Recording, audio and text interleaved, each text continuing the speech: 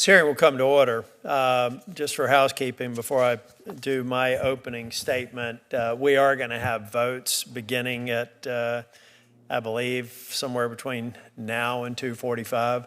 I've instructed the cloakroom, unless my vote is needed to break a tie, that I don't intend to recess the hearing, so we'll charge through. But if I have to leave, it is, in fact, because I need to break a tie.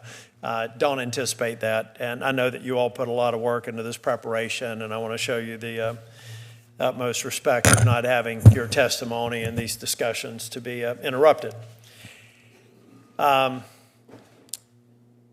Today we discuss a topic that I think in my time here has been often confused and mischaracterized, and I actually believe it's one of the most important issues facing our country today in the patent community. It's the topic of patent eligibility reform. The long overdue need for patent eligibility reform is one that if left unaddressed, will cede America's well-earned title of the global innovation leader and global intellectual property rights leader to other communities. Can't let that happen. And under my watch, which incidentally is over the next 452 days, it will be one of my top priorities in my office. The sad part about the potential loss of our, what I believe, championship status in the IP and intellectual property protection community is foreign governments like the CCP are actively working to undermine our IP system. And they're attempting to overtake America's position as the global IP leader. As I said before, there are those in this country who rather than fix the problem, would like to take advantage of ambiguity or, the comfort with the status quo that's been created because of the confusing and I think sometimes conflicting outcomes in our courts. Now, we have four relatively recent Supreme Court decisions that have caused patent eligibility law in the U.S. to be confused, constricted, and unclear. That's what we're trying to fix here, folks. It's led to inconsistent lower court decisions, uncertainty in innovation, uncertainty in investment communities, and unpredictable business outcomes, all things that, if you know me, I don't like. Research has confirmed that under the expanded judicial exceptions, U.S. inventors are unable to obtain patents in areas where economic peers offer protections. This is particularly concerning in the economically critical areas of biotechnology and computer-implemented invention, where patent restrictions decrease investment and send capital overseas. As of 2021, all 12 then-sitting judges of the U.S. Court of Appeals of the Federal Circuit Court lamented the state of the current law. I've always said that we should not rush to legislate and that we should let courts do their job until they don't. And that's where we are now. Case in point, in 2021, I worked with former USPTO Director David Capos, who we'll hear from today, and retired Judge Paul Michel to file an amicus brief in the American Axle case. I was disappointed to see the Supreme Court decline the opportunity to offer clarity on patent eligibility. So we still have a lot of work ahead of us. And while former USPTO Director Andre Iancu, who's also we'll hear from today, made great strides with the 2019 PEG, the revised patent eligibility eligibility guidance. It changed how patent examiners review patents, but the guidance is not binding on the courts, and when patents are challenged in litigation, the guidance lacks the force and effect of law. That's why I've introduced the Patent Eligibility Restoration Act of 2025, or PERA, along with Senator Coons. Earlier this year, I was happy to see Senators Blackburn and Senators Hirono join as co-sponsors. PERA preserves the first part of the current eligibility statute, but it eliminates an overly broad set of 3 current judicial exceptions, replacing them with 5 specific, defined statutory exclusions. By eliminating and replacing the current judicial exceptions, PERA provides predictable patent eligibility for important computer-implemented technology developments and medical advances, creating a solid background for America's innovation future. It's important to note that patent eligibility and patentability are often conflated. This is a tool that opponents to patent eligibility reform, I think, often leverage to sow confusion and paint the narrative that expanding patent eligibility will equate to rampant and uncontrolled patentability. I disagree. Section 101 was not intended to function as a gatekeeper to keep out ineligible patent claims. Patent eligibility is simply one step in the process of determining patentability. Should a patent examiner find a claimed invention fails to meet one or more of the requirements outlined under sections 101, 102, 103, and 112, a patent will not be issued. Simply meeting the requirements of section 101 does not mean that a patent will be granted. I will remain a champion for strong, reliable, and predictable intellectual property rights and for inventors and creators, large and small. And as part of that promise, I will not stop shining spotlight on the need for patent eligibility reform. I'm also heartened to see that our current USPTO Director, John Squires, shares this understanding and that we need patent eligibility reform and that the status quo is not sufficient. This is no more evidence than by his ceremonial signing of 2 patents last month on technology generally considered not to be eligible under Section 101. I hope that this is our last IP subcommittee hearing on this topic and that we will soon move to PERA and a markup in this Congress. I will be entering my I've already stated all my opening comments. I want to give Senator Schiff an opportunity to make opening comments, and then we'll also hear from Senator Coons. Senator Schiff. Chairman Tillis, thank you for bringing us together for this important hearing on patent eligibility. As I do not have a Tillis rule, and as I am a freshman, I will be running off to vote. And as I have a resolution that may come up this afternoon, depending on where Senator Tillis is on that resolution, I may ask you to keep him here, especially if he is the decisive vote. The right to patent inventions is enshrined in Article 1, Section 8, Clause 8 of our Constitution. Even back in 1787, the framers knew it was important to prioritize and protect innovation. Over 200 years later, their foresight has cemented the United States as the worldwide leader in innovation. The Constitution grants inventors the exclusive right to their respective discoveries for a limited period of time. On that point, everyone agrees. Where experts, stakeholders, members of Congress often disagree is exactly what qualifies as a discovery. Thomas Jefferson believed that any new or useful art, machine, manufacture, or composition of matter, or any new or useful improvement thereof was eligible for a patent. In 1952, when Congress recodified Jefferson's original language, they swapped the word art for process in what we now recognize as Section 101 of the Patent Act.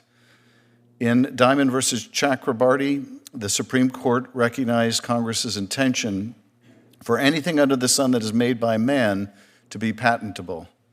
Yet the court also wrote that this is not to suggest that Section 101 has no limits or that embraces every discovery. The Supreme Court has long recognized explicit limits on patent eligibility. Laws of nature, physical phenomenon, abstract ideas are not eligible for patent. The first miner to discover gold in the earth could not patent the mineral, and the first person to find an apple in the wild could not patent the fruit. And I speak with some authority on that matter, as I am Adam and I'm married to a woman named Eve. If you could patent the first apple found in the wild, we would own that patent. Similarly, Einstein could not patent E equals mc squared, and yes, my wife is actually named Eve. Einstein couldn't patent E equals mc squared. Archimedes could not patent pi. Pythagoras could not have patented the Pythagorean theorem. The courts have long held that these discoveries are manifestations of nature, free to all men and reserved exclusively to none. While it is important to have clearly established exceptions and guidelines around patent eligibility, Many inventors, patent attorneys, and even judges on the Federal Circuit, where the Appeals Court of Jurisdiction, which is the Appeals Court of Jurisdiction for patent cases, have bemoaned the current state of the law as muddled and unclear. 4 Supreme Court cases in the 2010s, Alice, Mayo, Bilski, and Myriad, have collectively created uncertainty around the patentability of various technological and medical innovations. In the middle of the artificial intelligence technological revolution, clarity and stability around the proper interpretation of Section 101 is necessary to ensure that America continues to win the international innovation race. It is equally important that biotechnology companies have clarity as they work to invent life-saving medical diagnostic tests and other treatments. As members of Congress, we must ensure that we are striking the right balance. If algorithms or technological inventions that simply duplicate pre-existing processes on a computer or on a chip are patented, it could have the reverse effect of stifling innovation rather than encouraging it. Similarly, if one company is able to monopolize a medical diagnostic test without guardrails, that could lead to less patients receiving proper treatment as opposed to more. It's our job to figure out the proper balance between encouraging investments in innovation and ensuring that as many Americans are able to reap the benefits of that innovation as possible. I look forward to hearing our witnesses today and learning more about the current state of patent eligibility law in the United States. I look forward to exploring the steps that we as members of Congress can take to bring much needed clarity to the law, and I want to express my gratitude again for Chairman Tillis and Senator Coons for taking on this extremely important but complex issue. And I yield back. Thank you, Senator Schiff. Welcome to the witnesses, and thank you for the time that you've put into preparing for the hearing. We'll introduce you all and then ask you to, or give you an opportunity for opening statements. Mr. Cohen serves as a Senior Technology Fellow at the Asia Society of Northern California and at the Asia Society Policy Institute located here in Washington, D.C. Mr. Cohen previously served as the first USPTO representative in China and as USPTO senior counsel. In total, Mark has 40 years of private, public sector, in-house, and academic experience in China. Director Andre Iancu serves as a partner at Sullivan & Cromwell LLP and is a former Undersecretary of Commerce for IP and Director of the U.S. Patent and Trademark Office. Mr. Iancu has decades of experience representing plaintiffs, defendants in IP matters across the technical scientific spectrum. While director of the USPTO, he established the 2019 patent eligibility guidance, which made great initial strides at providing clarity in the eligibility space. Mr. Capo serves as a partner at Kravitz, Swain, and Moore LLP, and is former Undersecretary of Commerce for IP and Director of U.S. Patent and Trademark Office. Mr. Capos covers a wide range of complex IP issues, including those pertaining to blockchain, crypto assets, and fintech, as well as cybersecurity and data privacy. As Director of the USPTO, he led the agency in re-engineering its entire management and operational systems, as well as an engagement with the global innovation community. I get really excited when you do things like the entire management and operational systems. That's what I used to do for a living, Mr. Capos. Thank you for doing it for the USPTO. And Mr. Lemon serves as Vice President of Legal Affairs at the National Retail Federation. Mr. Lemon oversees federal, legislative, and regulatory advocacy on a wide range of IP and commerce issues. Earlier in his career, Mr. Lemon spent nearly 7 years with the U.S. Senate Judiciary Committee, serving under Senator Mike Lee. Welcome, Mr. Lemon. Mr. Cohen, we'll start with you and go down the aisle, or down the desk. Okay, thank you very much. Mr. Chairman, Ranking Member, and members of the subcommittee. By the way, before I get started, I should say it's at the chairman's discretion to swear you in. I generally don't swear you into these committees, and a lot of that has to do with all of the feedback that we get back later on. I know you're going to be honest, and all the people watching, either here in the room or on C-SPAN, are going to take you to task if you go too far off strategy. So now you can start, Mr. Thank you. I feel much better now. Thank you. Thank you for inviting me to testify on patent eligibility issues. I applaud the committee's efforts to look at other markets, such as China, in evaluating the need for PERA. Needless to say, the opinions expressed here are my own. My point today is that the United States has created uncertainty in its rules on patent-eligible subject matter during a period where China has steadily broadened and clarified its laws. This divergence has been to China's distinct advantage. Since the Chinese patent law's passage in 1984, China has amended its patent law 4 times. Between revisions, it has used detailed guidelines, pilot programs, and local experiments to continuously adapt to new technologies and challenges. In other words, China has continuously used the patent law as a tool for technological catch-up and competitive advantage. In the USA, judicial decisions, which were just noted, have produced an eligibility test that is vague, unpredictable, and inconsistently applied since the period from 2010 to 2014. The Patent Office has tried to provide clarity with guidelines, but it cannot overcome judicial interpretations. Courts, the PTAB, and the USPTO reach inconsistent outcomes. Entire industries, particularly in such areas as diagnostics and software, face higher uncertainties, including risks of patent invalidation. These developments have had documented long-term impacts.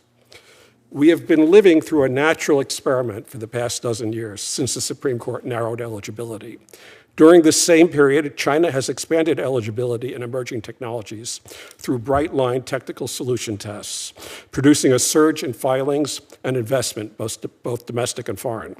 This divergence lets us compare outcomes under different legal regimes and shows that eligibility rules are not merely academic, they shape national competitiveness. How has China moved to expand eligibility? In 1992, it added pharmaceutical protection that had previously been excluded. Human diagnostic methods, which are statutorily ineligible, can be redrafted into allowable product claims.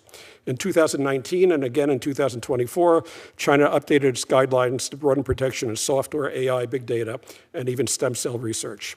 Examiners are told to consider the claim as a whole and focus on the technical solution. This approach in general makes patenting more predictable. AI patent growth underscores these differences.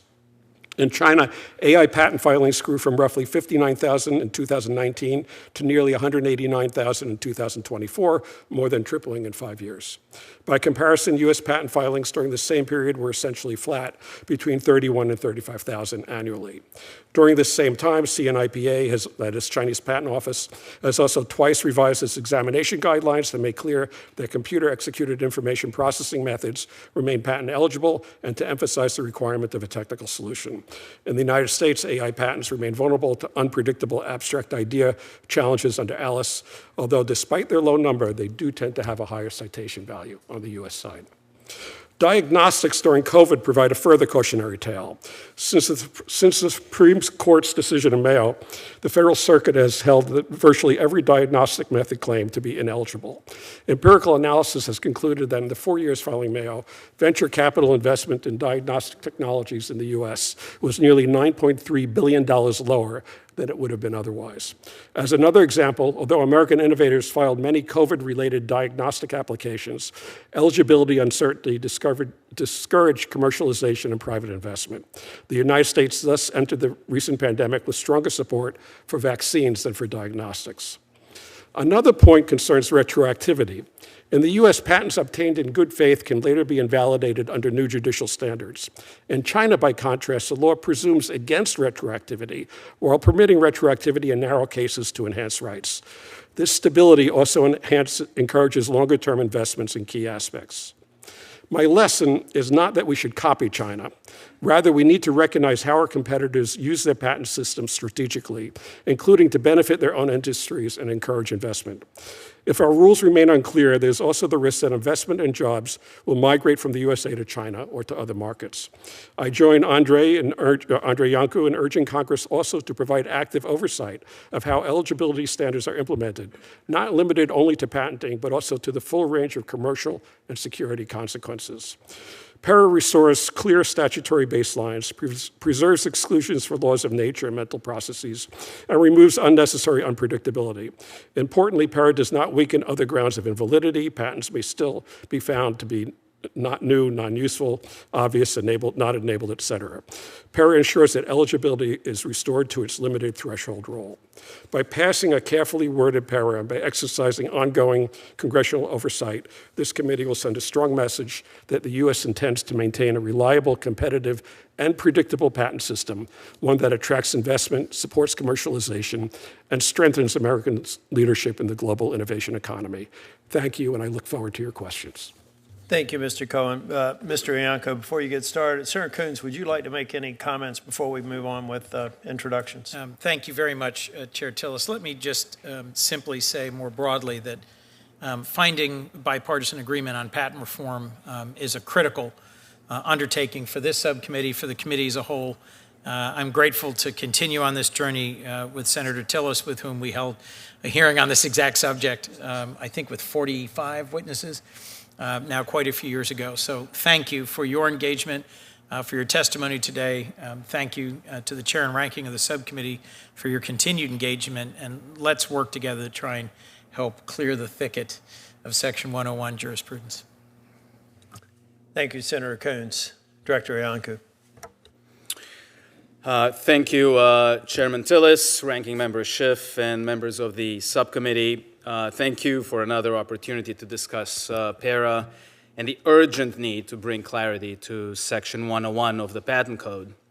I want to begin by commending Chairman Tillis and Senator Coons for their leadership in reintroducing PERA and staying with this issue over so many years, as well as Senators Blackburn and Hirono for co-sponsoring the bill, and this subcommittee for once again taking up the critically important task of modernizing, as Senator Tillis mentioned, one of the most fundamental provisions of our patent laws.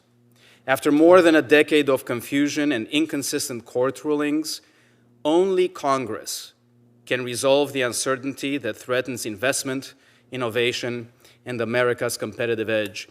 I want to focus most of my remarks on the critical and immediate need for Congress to act.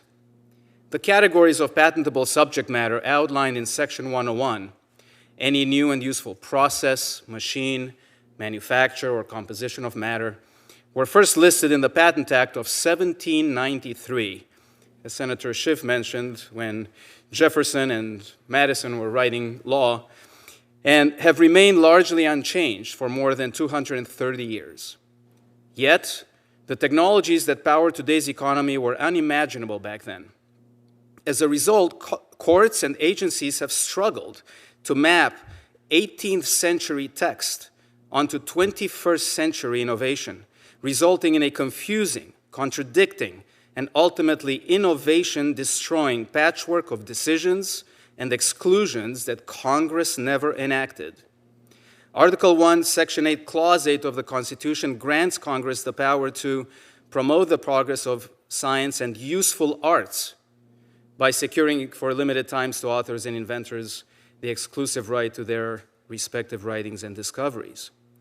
So here is the crux of the problem. While patents are for the useful arts, courts have lost sight, in many cases, of what the useful arts include exactly. Are medical diagnostic tests to be included? How about artificial intelligence algorithms? How about advanced data processing that is so central to the information age? For many inventions in these and other areas, the answer is at best unclear, and at worst, some decisions exclude such critical technologies from the patent system altogether, such as medical diagnostics. This is untenable. I often say that patents are the currency of innovation. Patents incentivize innovation. They enable investment in that innovation, and they facilitate the transfer of that innovation to the market and the commerce surrounding it. But like any currency, the patent system depends on predictability and stability and cannot fluctuate on the whim of every new court or patent office decision. Some argue that the status quo works for them. Sure, chaos and uncertainty can benefit the few who are able to exploit it. But for the innovation economy at large, for the United States, chaos and uncertainty in the patent system is deadly. At scale, the uncertainty caused by the current state of the law on Section 101 is increasing legal and transaction costs and decreasing investment in new technologies, especially advanced technologies that require significant funds and time to develop. In turn, this is pushing innovation in such areas to other countries, diminishing our competitive edge, and opening the door, as Mr. Cohen so ably mentioned, to our fiercest competitors to take the lead in the critical technologies of the future. The world is at an inflection point for innovation. We are on the cusp of tremendous advances with remarkable new technologies such as artificial intelligence, biotechnology, quantum computing, and so much more. Yet the American innovation system has a hand tied behind its back with antiquated and unpredictable laws in this area. I urge Congress to clarify the law and unleash once again the great American innovative spirit. I commend the subcommittee once again for holding this hearing and continuing the debate towards modernizing Section 101. And thank you again for the opportunity to testify, and I look forward to your questions. Thank you. Director Kapos. Yes, good afternoon, Chairman Tillis, Ranking Member Schiff in absentia, and members of the Subcommittee on Intellectual Property. Thank you for the opportunity to testify today. I'm testifying solely on my own behalf. I also thank new USPTO Director Squires, who in his first week in office took a stand in favor of broad patent eligibility, not once, but twice. It's encouraging to see the administration and the USPTO recognizing that patent eligibility in the U.S. is broken and aligning with broad eligibility as the solution. The U.S. is living with doctrinal chaos in patent eligibility. Over the past decade plus, stakeholders have endured a roller coaster of shifting rules with decisions that contradict one another and defy planning. When innovators can't rely on predictable eligibility rules, investment pulls back, R&D stalls, and opportunities are lost. That is the opposite of what a patent system is supposed to do. The consequence, we are driving valuable innovation into trade secrecy. When eligibility is unpredictable, the rational response is don't disclose, keep it in the vault. This marks an alarming return to practices not seen since the Middle Ages, when our courts shut the door on entire categories of invention. We drive inventors back to a closed-door mentality that impedes knowledge sharing and advancement. This concern is not merely theoretical, it's happening now. Firms are opting to protect innovation via trade secrets rather than patents. WIPO statistics between 2013 and 2023 reveal that the number of patent applications filed in the USPTO when controlling for increasing applications from China has decreased 2.5%. So in the era of 101 doctrinal chaos, the PRC is propping up a U.S. patent system that Americans themselves are avoiding. The solution, PERA, applies three simple principles. If an invention fits within statutory eligibility categories and has specific practical utility, it is eligible. Non-technological subject matter is expressly excluded, so no one can patent economic practices or wedding ceremonies. Eligibility becomes the gate, and the rigorous tests of sections 102, 103, and 112 do the rest.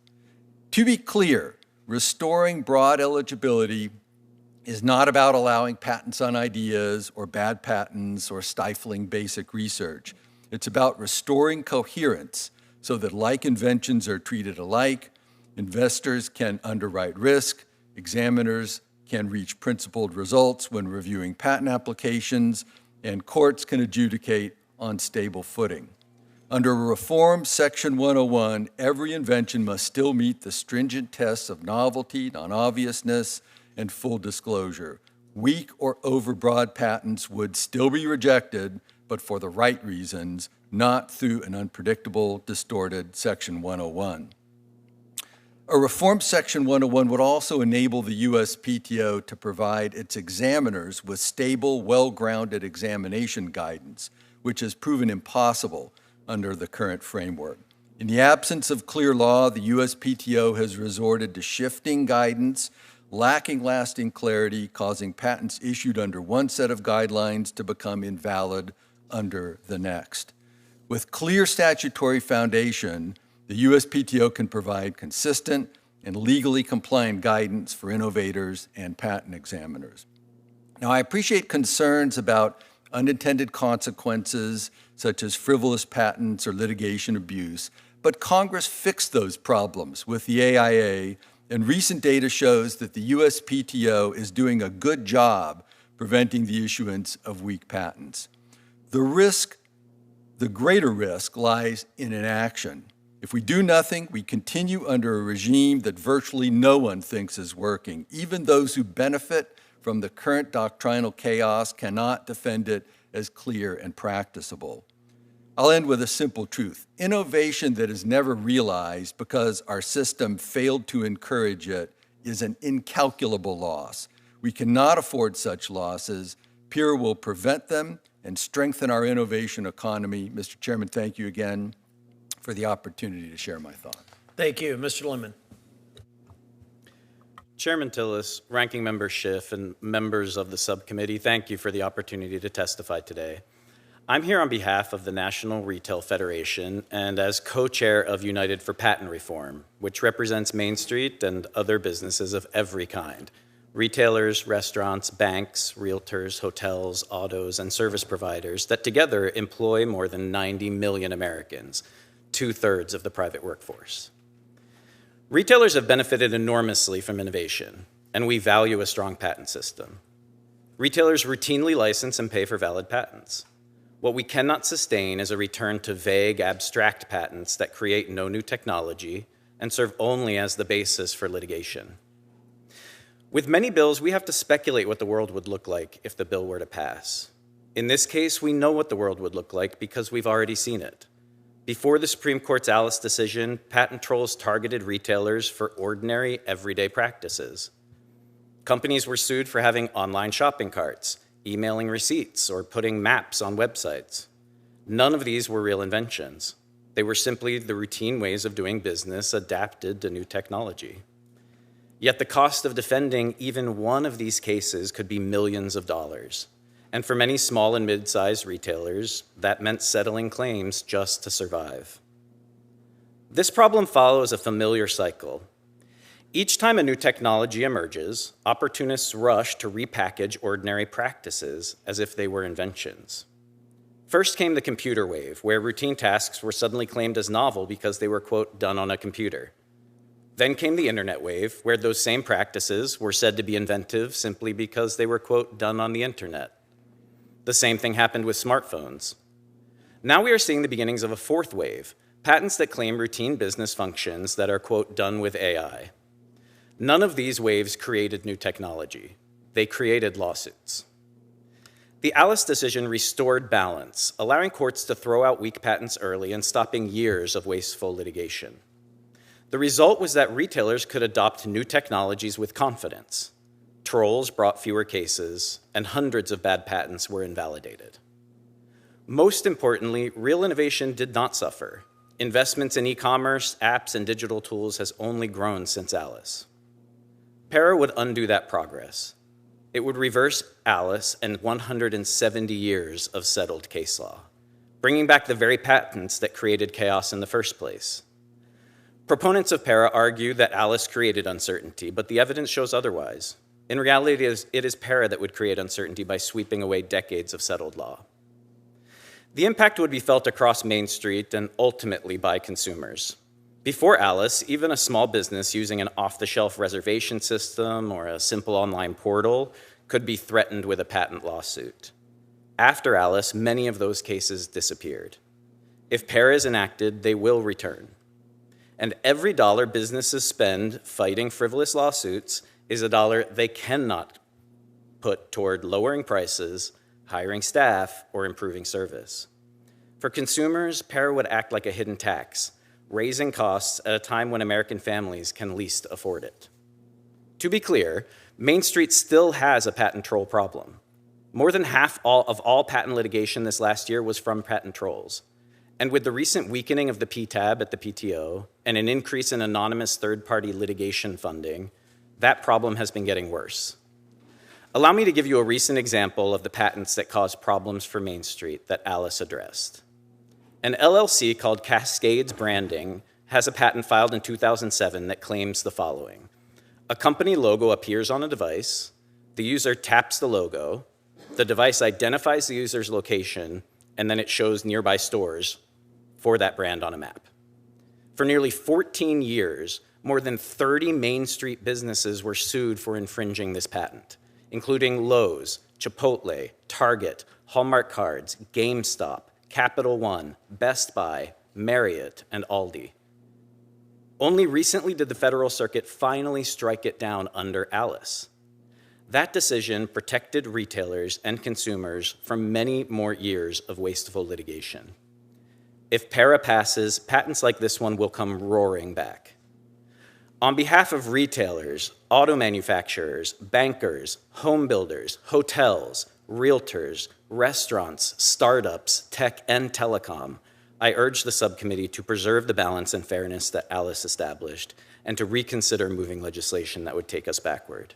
Thank you, and I look forward to your questions. Thank you, Mr. Lemon. I should have mentioned most of you all have been in committees that I've chaired before. I see Mr. Blaylock already getting his notes ready for the second panel, but I do a kind of a debate club format, so if any of you want to challenge an assertion or a comment that was made and in the opening statements, I'll give you an opportunity to do that. But since Senator Coons is here, I'm going to let him go ahead with his questions in case he needs to go back to another vote. No, I'm fine. Thank you so much for your real and sustained partnership in this important area, Senator Tillis.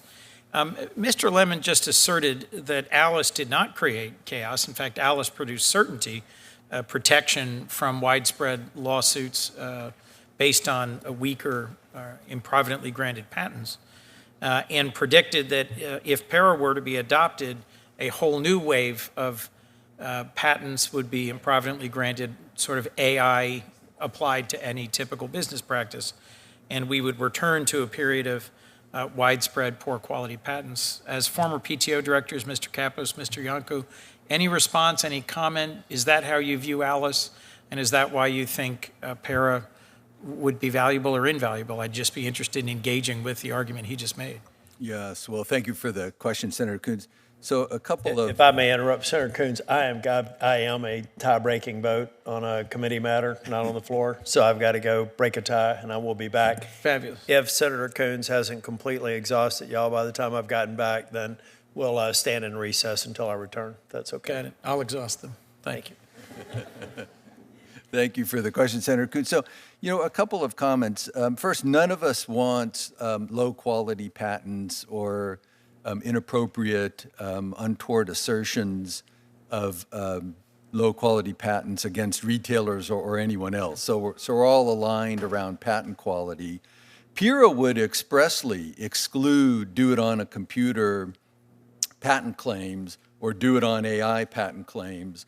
So in respect of that problem, which I would agree with Mr. Lemon was a problem in the past, right, PERA would make absolutely no change in the law. Those claims were inappropriate, they are ineligible, and they will remain ineligible under PERA. Why? Because PERA includes language that expressly says adding rote computer or similar recitation, do it on a computer or do it on AI. Does not create eligibility. Right, does not confer eligibility. One other comment that I would make, relative to the case law has settled down and the case law is working fine. It's not working fine at all. And you don't have to go any further back than decisions from just the last couple of years in the U versus Apple case and then following it in Contour IP Holdings. Two cases, both about identical concepts, use of dual sensors in cameras in order to improve acuity of photography.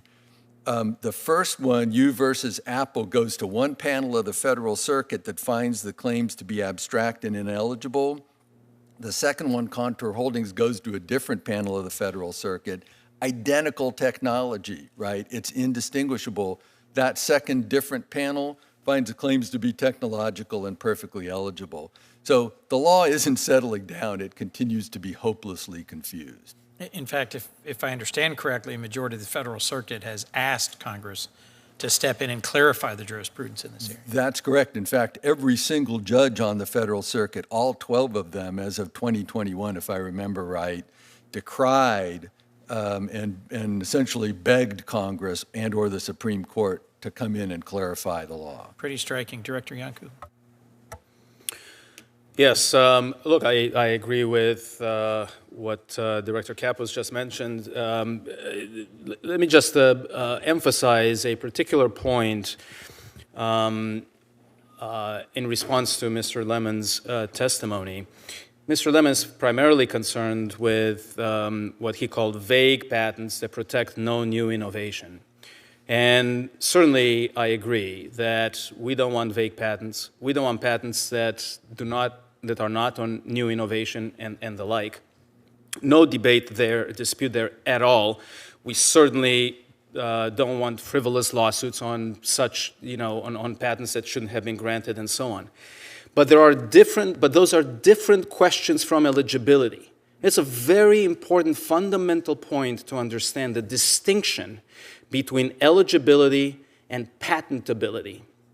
Just because some technology is eligible for patent does not mean that the patent office should grant a patent after all this examination is finished through all of the statutory requirements.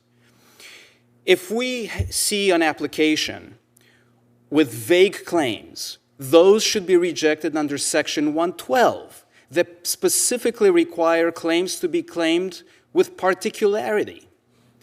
If we see claims on something that's not new, those should be rejected under Section 102 that require novelty. Or even if they're obvious, they should be rejected under 103. Which require applications to be, or claims to be non-obvious. The problem we have had over the past several years is that courts have conflated these various statutory schemes. And I suspect that the variety of concerns and the patents that Mr.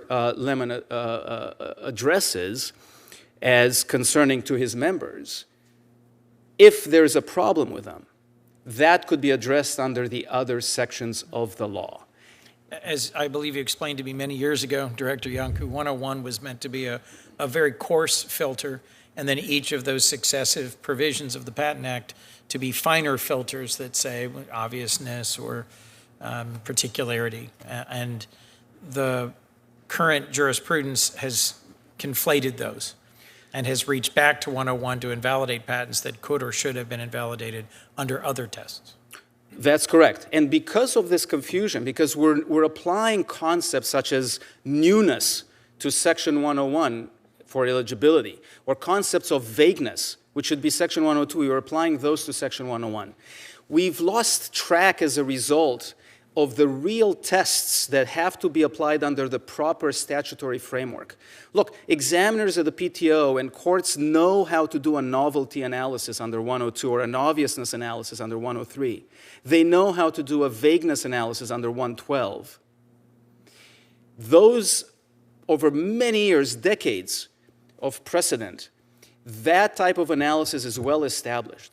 What gets confusing is when you're supposed to do these types of analysis under 101 when there is no framework established for doing that analysis, and you don't need it because you have these other statutory schemes.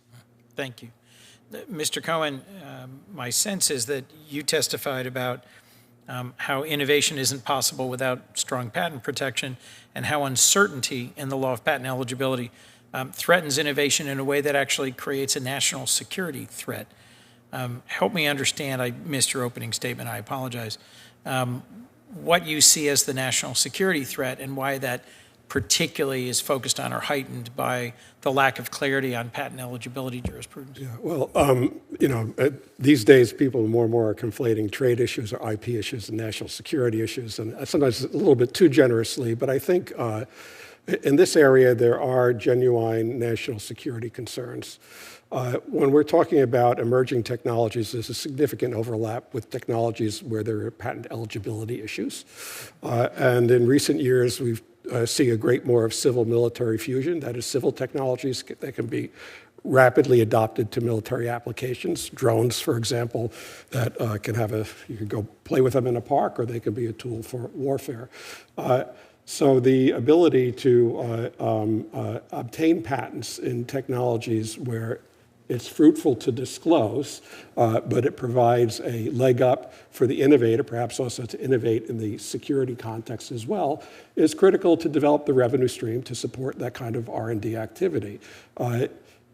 That's just another aspect of having an effective patent system that they have in emerging technologies. They can have a national security application. Have you seen innovators, companies abandon patenting in the U.S. system and instead seeking patent protection in China or Japan or the EU?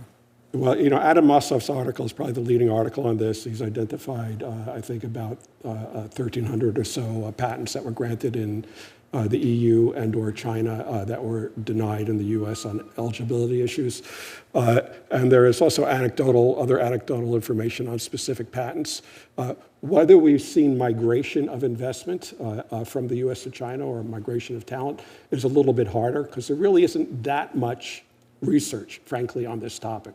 There's Adam's research. There's Robert Taylor, who interviewed investors in startup enterprises, and he was looking at the availability of patents, and he found it across technological sectors, software, diagnostics, and other areas.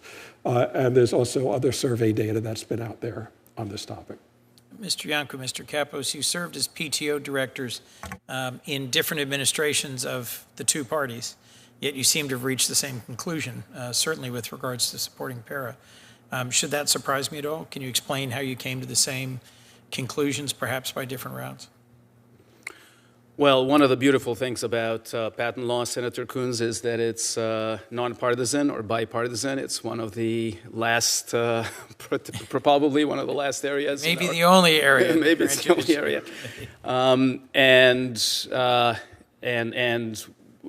In reality, we guard that jealously. We are very proud of being in a system that is not driven by politics, by partisan politics. But look, we've both, I believe, seen the same thing. Another way to look at it is that I am primarily a litigator, and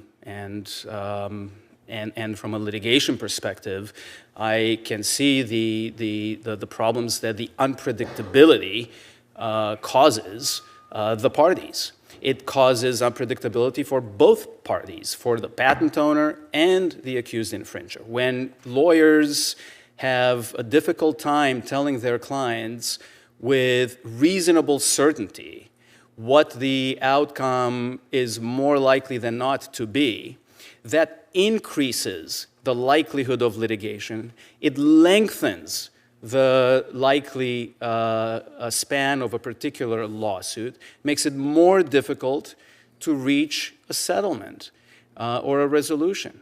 Because, one side's lawyers is going to have a very different view than the other side's lawyers, given that for every Section 101 decision out there, there is an equal and opposite Section 101 decision, as Mr. Kapos gave example he gave in his testimony. So from a litigation perspective, and I'll defer to Director Kapos from a transactions perspective or other areas, but from a litigation perspective, for sure, I have definitely come to the belief for a long time now, and it was one of the main reasons I wanted to go to the patent office some years ago, was to try to address this issue and try to bring some clarity.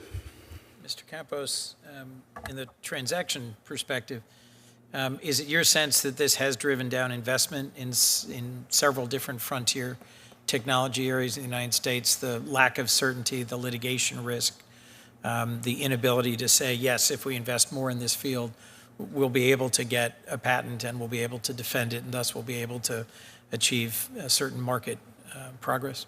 Yeah, that's exactly right, Senator Coons. And I'll give you a few examples. So in my practice, which is very much transactional, so helping investment to come to great ideas, whether it's in an academic to small company context or large company context, what I hear and what I have to advise in connection with eligibility is if you can avoid the patent system, avoid it, because it's not predictable, it's not dependable. So I'll give you a couple of quick examples.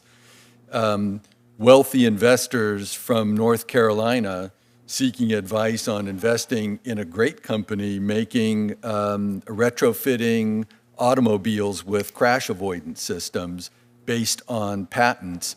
When I looked at them, I quickly assessed extremely vulnerable to Section 101. So my advice had to be invest in this company and make them grow if they've got great leadership, if they've got great trade secrets, if they've got network effects. But I cannot advise you to make an investment based on their patent position because it is very, very vulnerable. Result, no investment, company goes out of business. That's absolutely what happens. One other quick example in another field, in New York, where I normally live and work, meeting with venture investors and private equity funds. And in those rooms, right, they will move very quickly once they are told by lawyers that an invention is likely to be ineligible for patent protection or a patent is likely to be invalid. And again, as a quick vignette, I was taken aside by a managing director at a private equity fund after we had a long meeting about eligibility for patent protection. And he said, listen to me, Sonny, my job is simple. When I leave the office at the end of the day, I have to have more money for my investors than I had at the beginning of the day. And if you smart people can help me do that by virtue of a strong and effective and reliable patent system that you can tell me produces eligible inventions that can be patented, fine. He said, otherwise I'm going to invest in pork bellies. And these are guys who move billions of dollars. So you can imagine, right, those meetings are happening all over the country, and they are not good for this eligibility discussion. That's a lot of pork bellies. Last question, if I might, or you just, Mr. Lemon, because I've given everyone else a chance. You may not agree with PERA, but are there other bills you think Congress could or should take up and pass that would help strengthen our IP system? I appreciate the question, Senator. Retailers in Main Street, as I said, are very invested in the success of the patent system. And while we may disagree on some of the proposals that have come out of the subcommittee, we do think that there are areas where lots of work can be done. In the area of third-party litigation funding, we see a lot of significant concerns there among all our broad membership. We would love to see the committee talk more about that. We have issues on the retailer side with customer stays that sometimes are denied in cases where we think that they should be approved. And so we're interested in talking about proposals to help make sure that there's a presumption of a customer stay when the manufacturer steps in to take the case. So I think there are lots of areas where we can work together to improve the health of the system. Thank you, and thank you to all the panel members. Thank you, Senator Childs. Senator Coons, I want the record to reflect that this 65-year-old made it to the Capitol and back, cast 3 tie-breaking votes in less than 10 minutes. You are, as ever, overperforming. And I'm looking forward to getting a readout on the questions that Senator Coons offered. I was in a discussion about a month ago with someone who was very focused on trade policy and actually very supportive of the administration's current posture on trade policy. I have some reservations in some areas, generally okay with what he's doing. But what I found interesting about this discussion with this economist is that, I don't he made the comment that, well, I'm not accounting for, I'm looking this purely through the lens of the aperture as a trade expert. Of course, I'm not taking into account geopolitical factors and other things that may influence, may require you to throttle back on one policy or another, because it's not just about a discrete transaction. I feel the same way here. I feel that some who may be opposed to what we're trying to do with PERA are not realizing that I'm not only trying to work on patent eligibility, but I'm also trying to counter geopolitical threats. And so that has to be a key driver for me. It can't just be about the atomic considerations within the retail industry. That's important to me, of course, and it's not lost on me how important the industry is nationally and in North Carolina, but I also have to account for future threats that could ultimately even affect the retail industry if we don't get it right, if we lose our innovation advantage. So Mr. Cohen, I want to start with you. Let's say that this just as a non-starter doesn't get done. The 800-pound gorilla is China. Tell me what the future looks like and what we stand to lose if we just allow ourselves to fall into second or third place as an innovation economy. Well, this is the issue that keeps me up at night. And unfortunately, the data we have does not suggest that the current direction is going positively. I mean, the Australian Strategic Policy Institute did a study that showed that China was dominating in roughly 90% of all the critical technologies. ITIF here in Washington has also done a study of different sectors, which also show Chinese dominance. China is also increasingly coming to a position where they can, they're not only a follower of other countries, but they plan on making their own policies in their own interests, which is to be expected. And in areas where there are critical technologies, which China owns, which we're well aware of, like in electrical vehicle batteries or in pharma, where China has become is an important outbound licensor. They've also taken positions that they're not going to share their technology. China is not going to replace the US. China is going to be its own model for the world as a dominant technological power. That may involve less sharing, at least with the developed world, and a greater focus on critical technologies. We also are in an era of decreased transparency with China. So the ability to gauge how well foreigners, particularly Americans, are being treated. I could say that after observing this for 40 years, I know less today than 5 or 10 years ago, because China aggressively curates its cases, and I can't tell you how Americans fare before the courts in China. I have my suspicions, but I really cannot tell you because the cases are not transparent. So this is a great unknown in many respects. The other and final point I'd like to make is that China believes in IP. Now, many people in the US do not, many people in Congress may not, but they view IP as of strategic importance and important to enhancing their own power and prestige and capacity to innovate and attracting talent and whatever else you can add on to that. And they've taken steps to aggressively improve their system in their own interests. And I think there's an assumption here that this is so difficult to protect IP in China. China has no IP system. Well, they have roughly 500,000 court cases each year on intellectual property, which is several multiples of the US docket. They have specialized trial courts in intellectual property and appellate courts, and they have 5-year plans on intellectual property. After all, they're a socialist economy. So they're trying to leverage that in their own interest of strategically advancing and becoming a technological superpower. And I think to get back to your question, if we're looking at 5 or 10 years out, unless we dramatically improve our capacity for oversight and evaluating China's capacity for technological improvement, it will be very difficult to see where we will land, but it will not be a good place.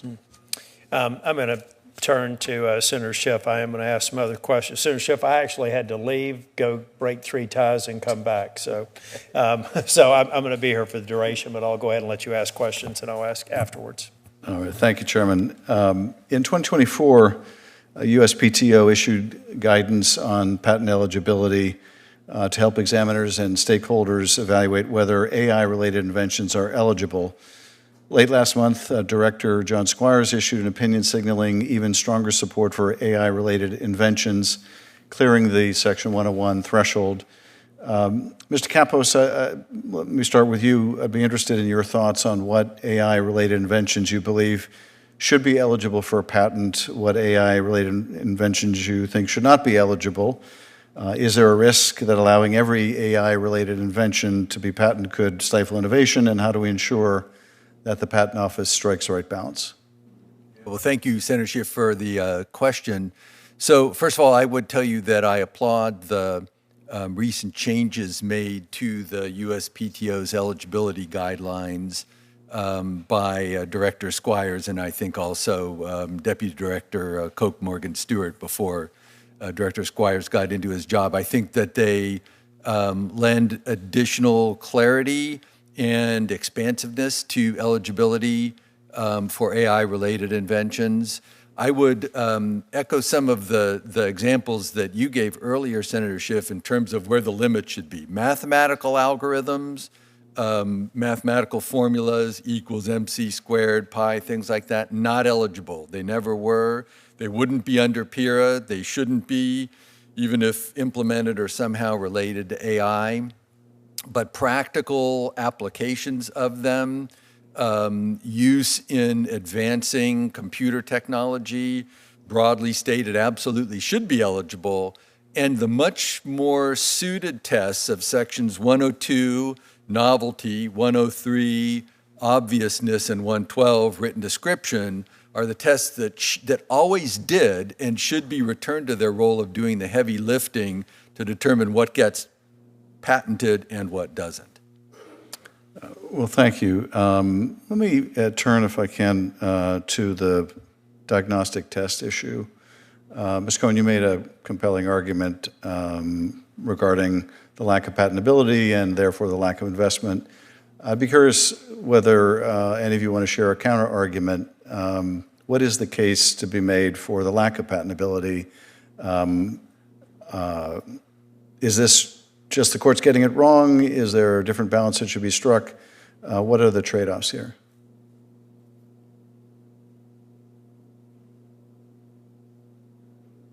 Happy to start with that, Senator Schiff, and it's a great question. So look, we all care about ourselves and our loved ones getting access to medical diagnostics. That is super important, and we all care about those diagnostics being appropriately priced, and we're all upset when they're not appropriately priced.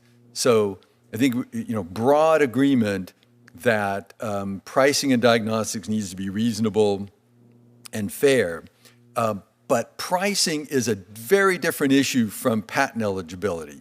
Patent eligibility is about whether the diagnostic exists in the first place, whether the cure is there to be priced at some price.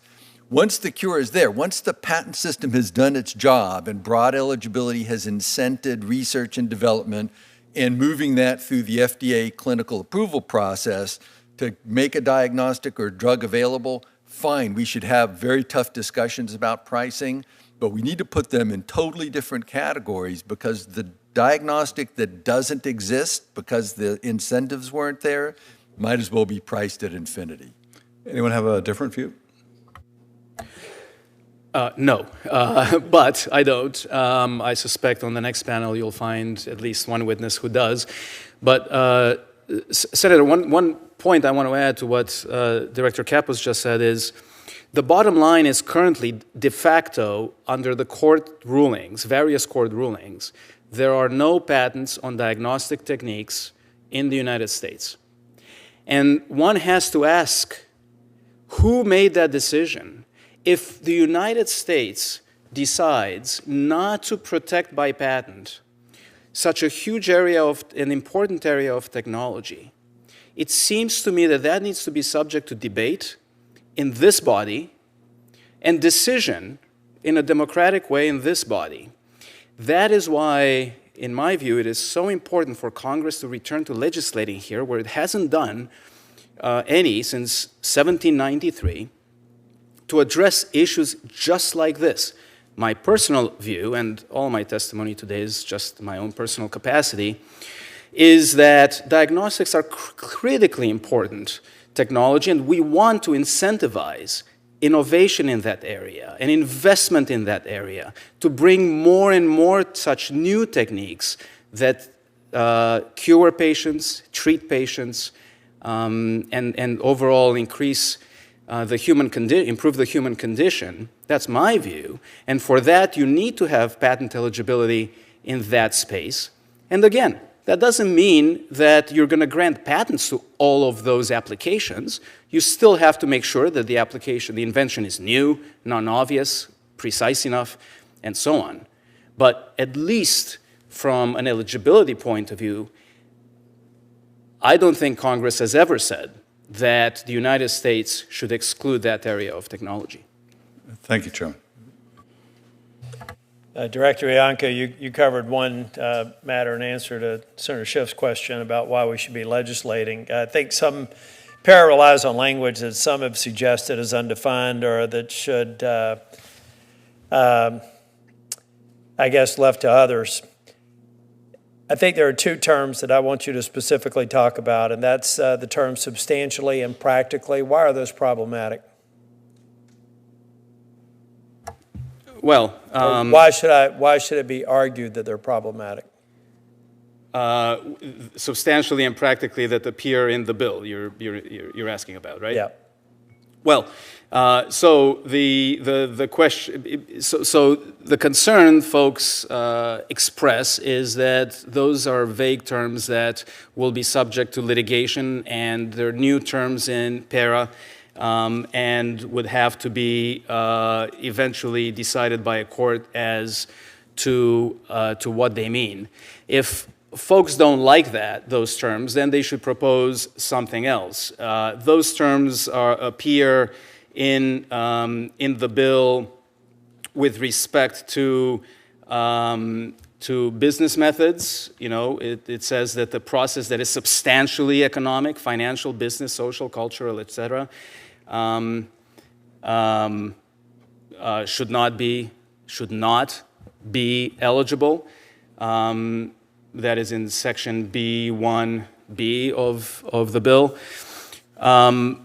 So that is the concern. To be frank, we have to see if that actually adds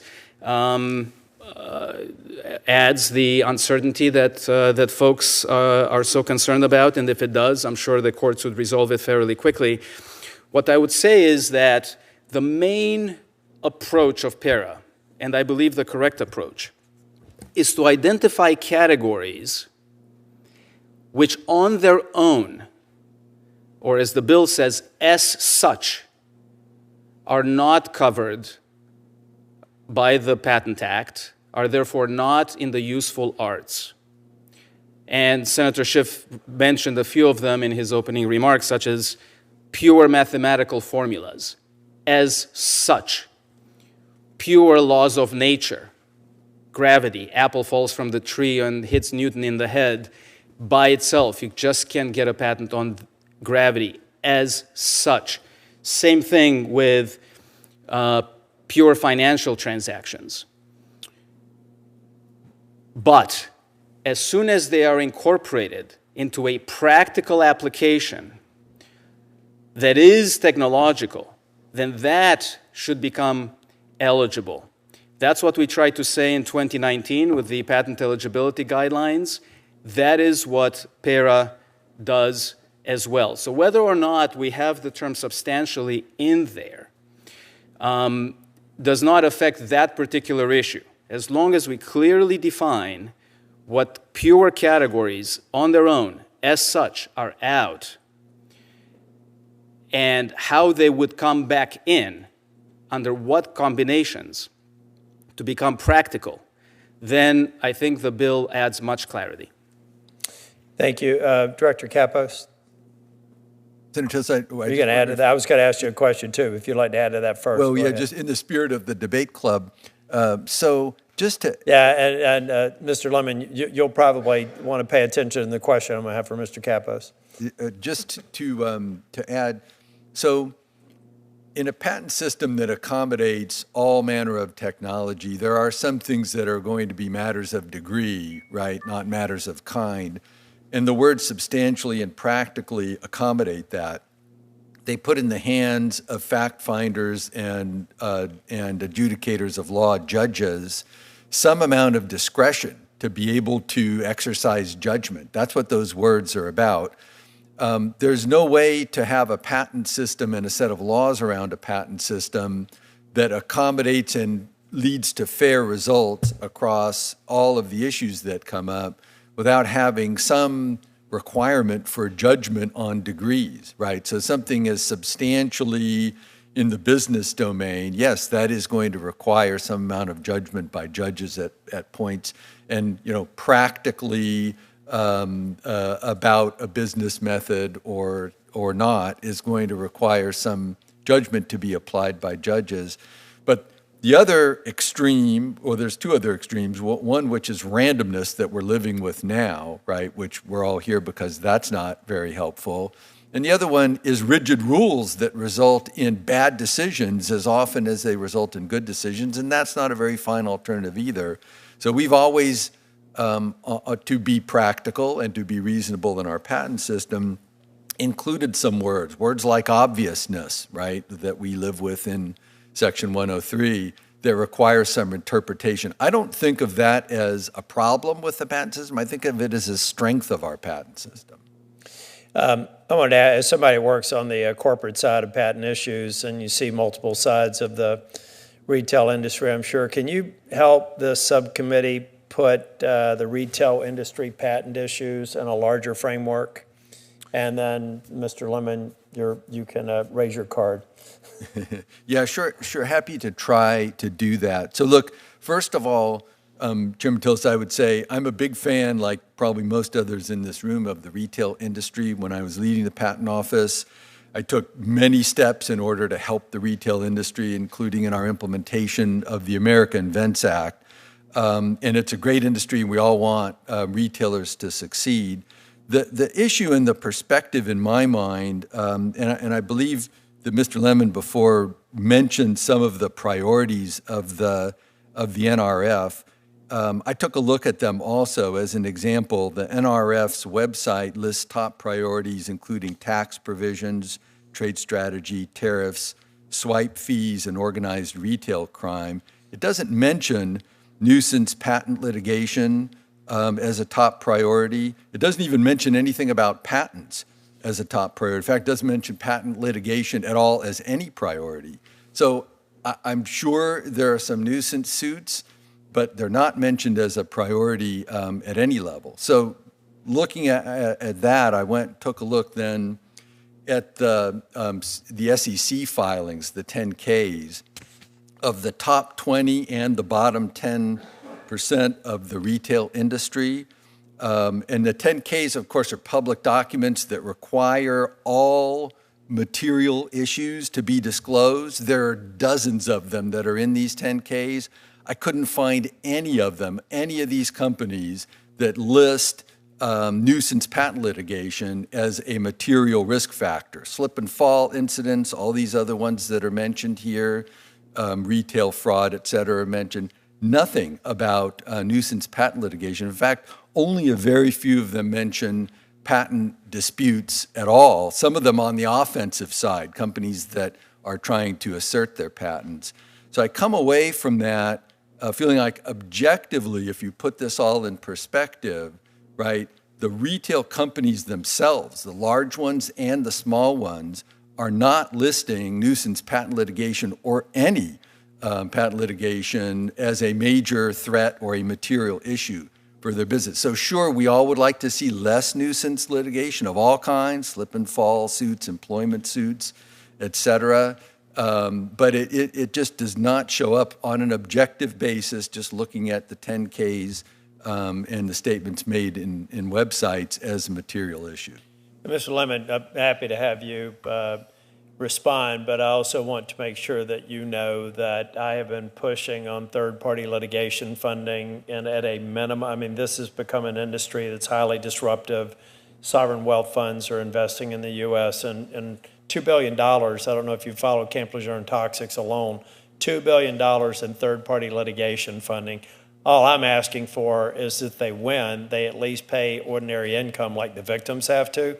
But if you got ideas on other things that I can do to bring these folks to the table, that there's a need for some of this litigation, but now it's just become another investment option for people who couldn't care about the victims. So know that we're on the same page there, but you can go back to Mr. Capos's comments if you wish. Well, I appreciate that we're on the same page on that.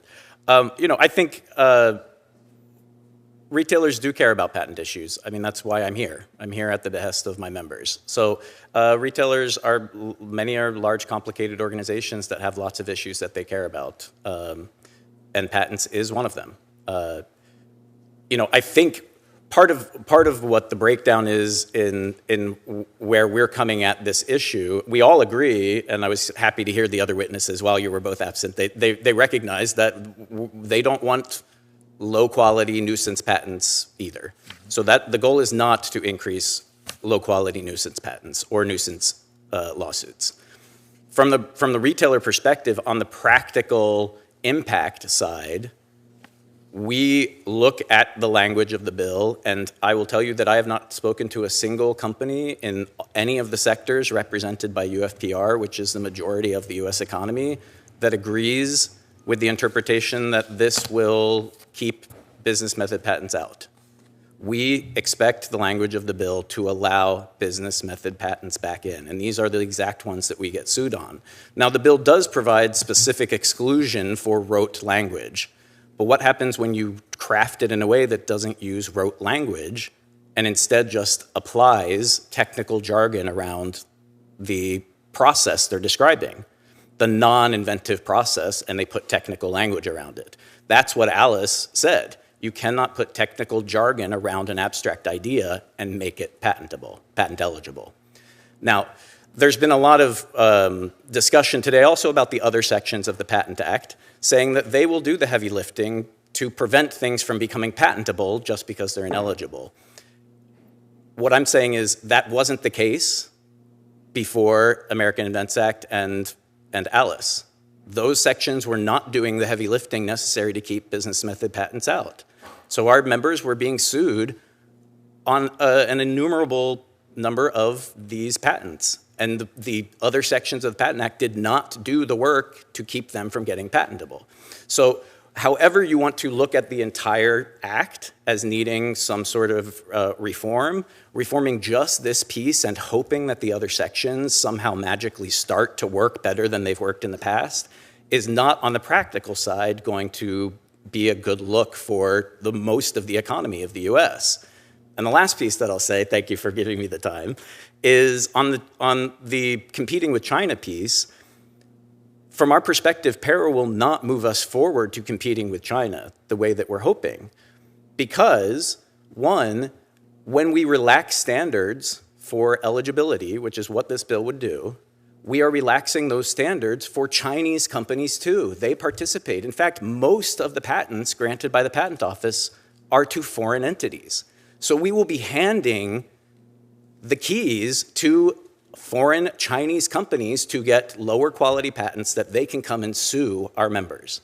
And so we will be sending money to Chinese companies who will be getting these patents that we're hoping Americans will start to innovate more, but there's nothing to prevent Chinese companies from coming and taking advantage of that.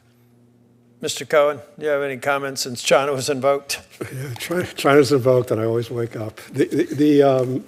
I think the logic of Mr. Lemon's position is that we shouldn't have patents at all, because that way there won't be anything for Chinese to assert or others to assert. Or at least that's what it could easily be reduced to.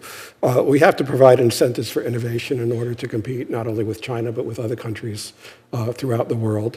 The reality is that other countries manage this issue without the same kind of disruptions and fear that have been invoked already. Europe has a different test, but it hasn't encountered the same problems. And the Chinese test is really pretty straightforward and simple in terms of a technical solution to a technical problem with a technical effect, and that the issues involving mental processes and laws of nature are somehow integrated into that decision. And then that's it. So it's not really an area that's of active debate for litigation. China and the U.S. is not a major litigant. I don't think we've seen the huge amount of litigation that some have feared, although China has been increasing its patent portfolio. And I think the proper counter to that is that we need to increase our patent portfolio in competitive technologies. Okay. I'm going to go ahead so we can move to the next panel. But Mr. Lemon, have you reviewed the 2025 version of the PERA draft? Where I think, if you have, what I'd prefer to do is, instead of extending this so we can get to the next panel, we have added some language that I think addresses some of your concerns. But if you have and you still have concerns, this is an iterative process. I've made it very clear that I intend to get something done, and I believe that we're on a path to getting to a markup. I want to sincerely address the concerns of everyone who worry about passage of this bill. But I think on the whole, it's balanced and needed, and I'm going to work hard to get it done. But I want every single one of you, regardless of where you are on the issue, to make sure you're talking with our office, and we're doing our very best to be accessible and address your concerns. Thank you all. We're going to transition to the next panel.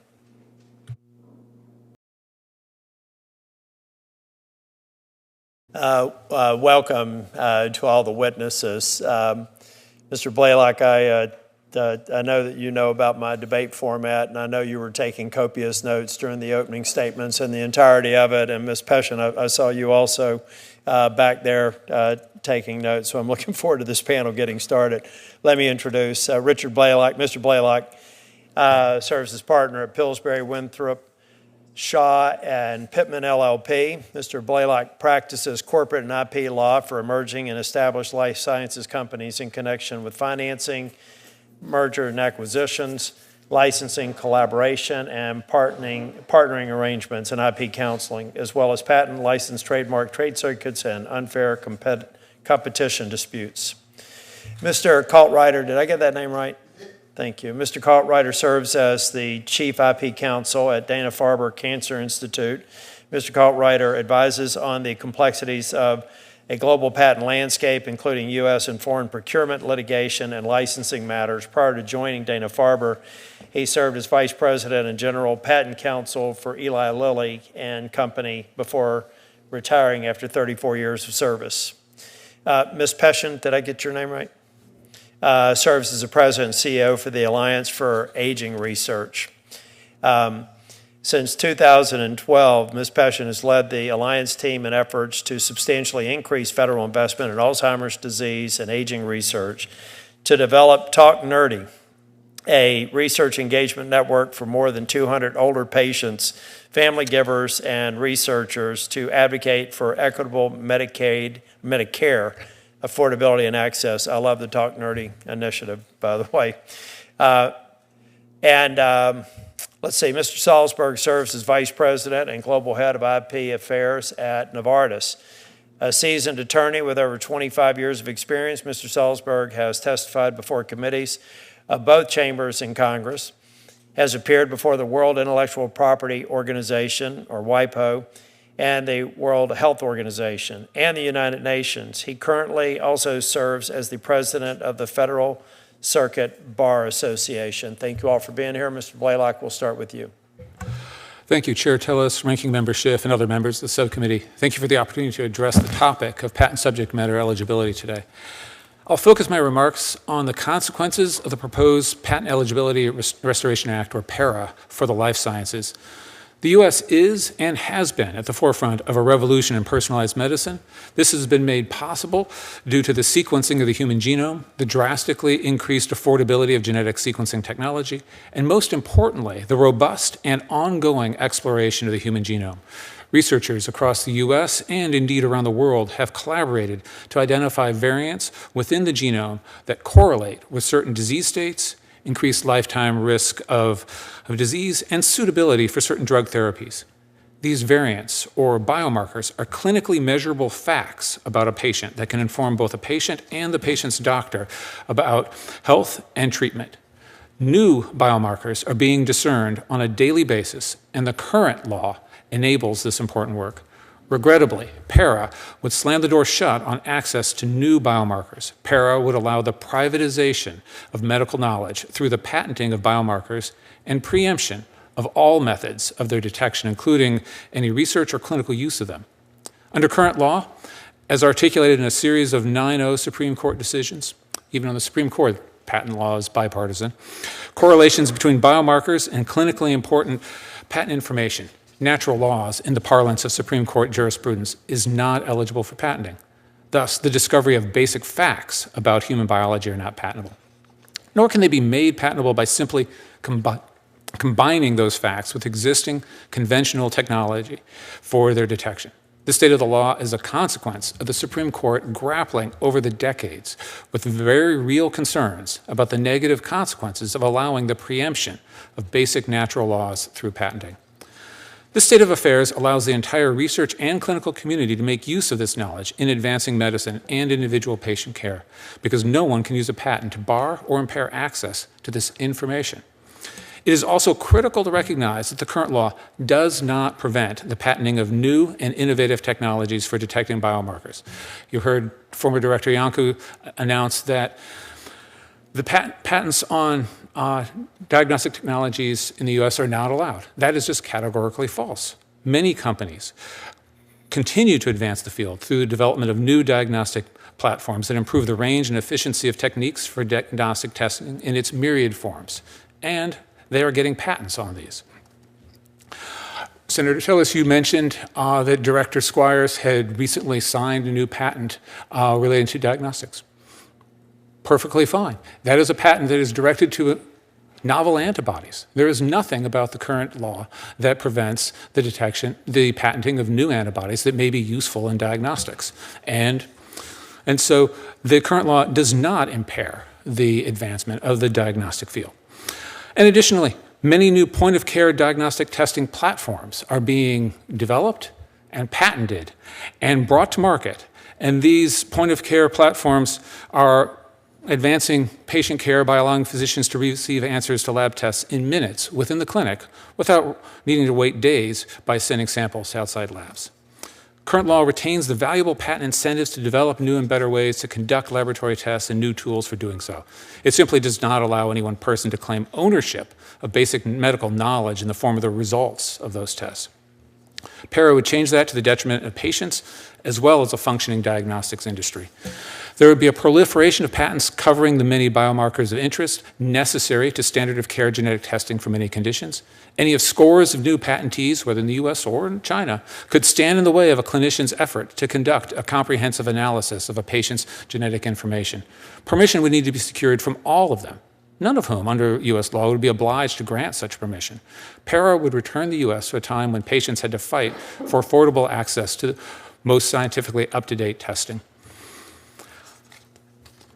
Also, I want to note that PERA would not bring clarity, unfortunately, to the law. And I've mentioned other issues in my written testimony, but I'll simply note that PERA identifies a closed set of exclusions to patent subject matter eligibility.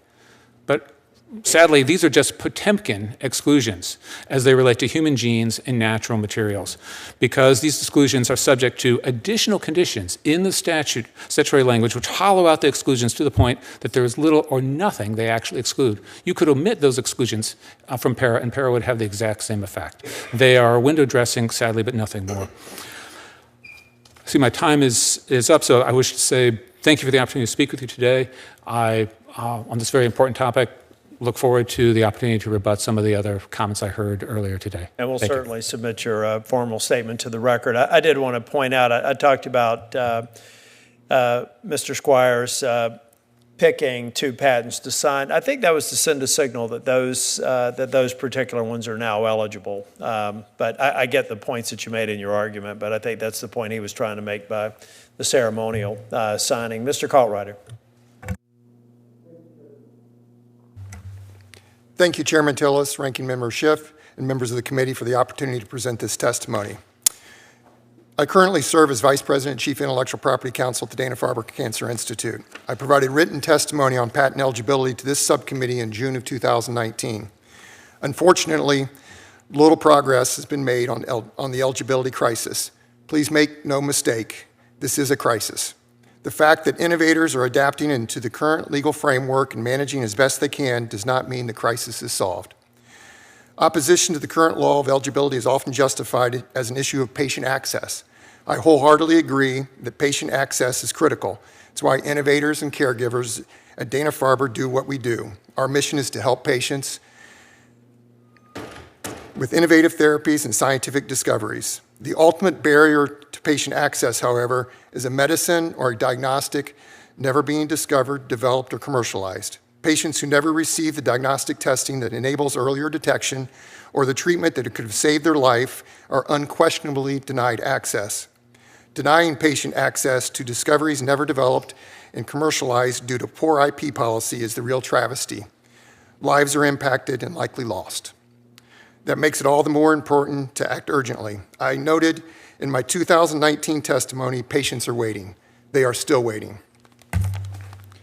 Dana-Farber does not undertake the development necessary to commercialize its research. For innovation to reach patients broadly, we work with commercial partners who make the substantial investment to secure the necessary regulatory approvals. The uncertainty of strong patent protection puts this investment in these critical partnerships with the private sector at risk. Unfortunately, the crisis now threatens innovative treatment options. The REGENXBIO versus Sarepta Therapeutics case was heard yesterday by the Federal Circuit. The claims at issue in Sarepta are directed to engineered host cells useful for gene therapy. This isn't the forum to litigate the merits of the case under current law, but this is the forum to step back and ask the policy questions. Should there be any doubt that the subject matter, an engineered cell combining known portions of nucleic acid useful to deliver a gene to patients to provide hope for a cure, is not patent eligible? Without a question, it should be. These gene-based treatment modalities are also not the only treatments at risk. Claims to man-made peptides called degrons have been rejected. Claims directed to antisense oligonucleotides have been rejected. Claims directed to RNA-based therapies have been rejected. While the legal landscape for treatment-related patents is not yet as dire as the medical diagnostics, defending against patent eligibility challenges creates a strong headwind against innovation and remains only one adverse court decision away from being catastrophic for patients. But what about patient access? I'm certain that patents and PERA in particular are not a barrier to patient access. The current standard of care and testing of genes linked to hereditary cancers will not change or be impacted by PERA. Plainly stated, you cannot patent what is already known and standard of care. As I noted, opponents of PERA argue that the current law prevents patents of unprecedented scope and ensures that the fundamental building blocks cannot be monopolized. Respectfully, the argument is misplaced.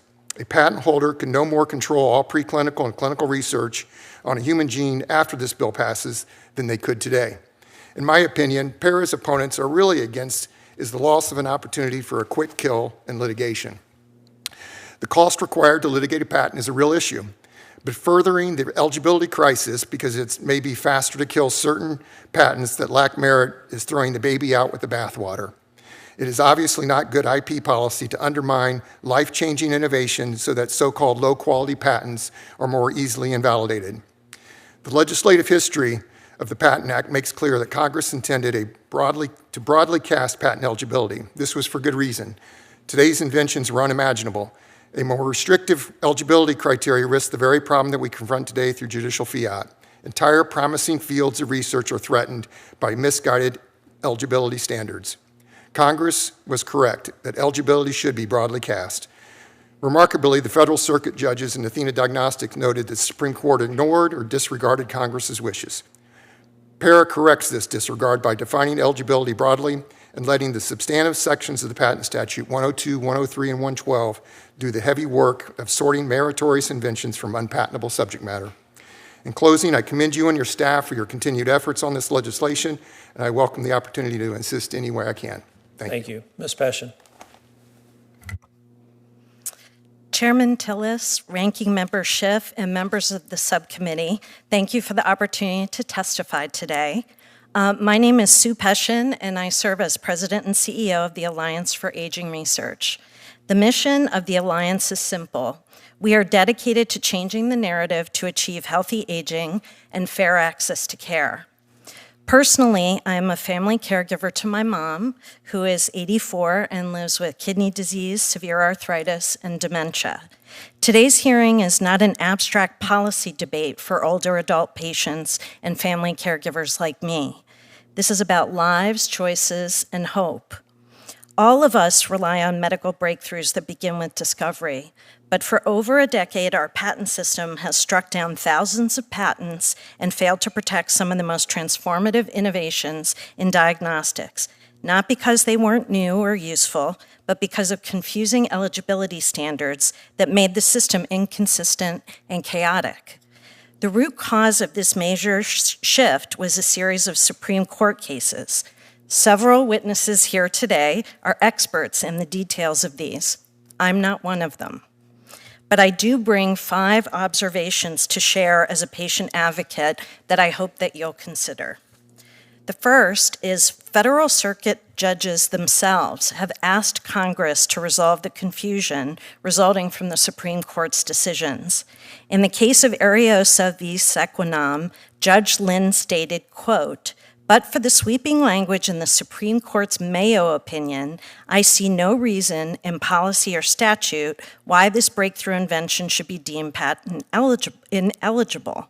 In my view, the breadth of the second step of the Mayo test is such that it's difficult to imagine any diagnostic claim that could survive. If the law is to be changed, and I believe it should be, that change must come from Congress," end quote. So it's up to you to fix this. Second, the 2012 Mayo decision and others that followed made it nearly impossible to patent diagnostic tests that rely on biological markers, the very tests that tell us who has cancer, who will benefit from a therapy, or who might suffer an adverse reaction. These aren't just ideas on the blackboard. These are real tools developed by researchers, tested in trials, and used by families to make decisions that affect their future. Others here might argue that new biomarkers could be detected on already existing assays. What does that matter? Without patent protection, many of these tests are never developed, or they sit on a shelf because no one will fund them. Third, when innovators can't get patents, they often withhold discoveries as trade secrets, especially in diagnostics. That hurts scientific transparency and it slows progress. During the patent application process, companies publicly disclose their invention, which allows for future innovation. Trade secrets stay secret. Fourth, there's no doubt that there have been bad actors, but we can't fix litigation abuse by breaking innovation incentives. Researchers at numerous top American universities have left behind novel diagnostics for lupus, Alzheimer's, major depressive disorders, cancers, including metastatic cancers, schizophrenia, and rare pediatric disorders, after the USPTO rejected or weakened their patents because of the eligibility rules in Mayo. And that's heartbreaking. Fifth and last, I'm personally encouraged by the fact that the former directors of the U.S. Patent and Trademark Offices under both Presidents Trump and Obama are testifying in favor of this bill, and that the bill has bipartisan support in both chambers of Congress and among many former Federal Circuit judges.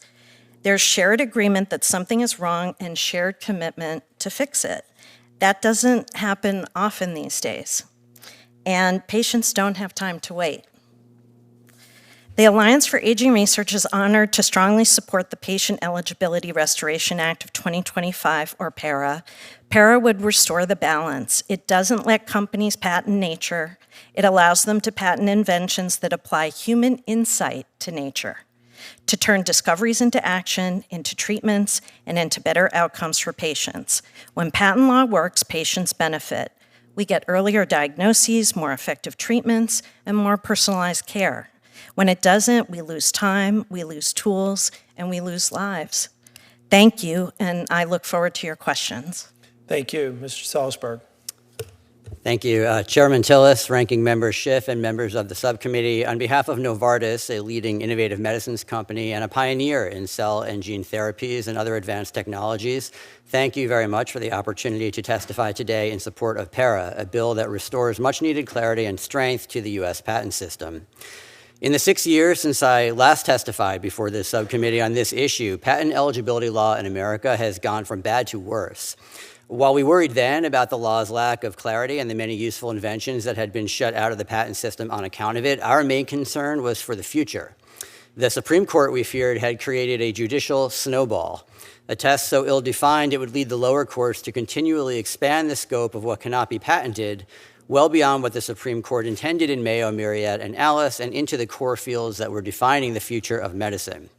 Our predictions, unfortunately, were only too accurate. Just yesterday, the Federal Circuit heard oral argument in a case with potentially dire consequences for biotechnology.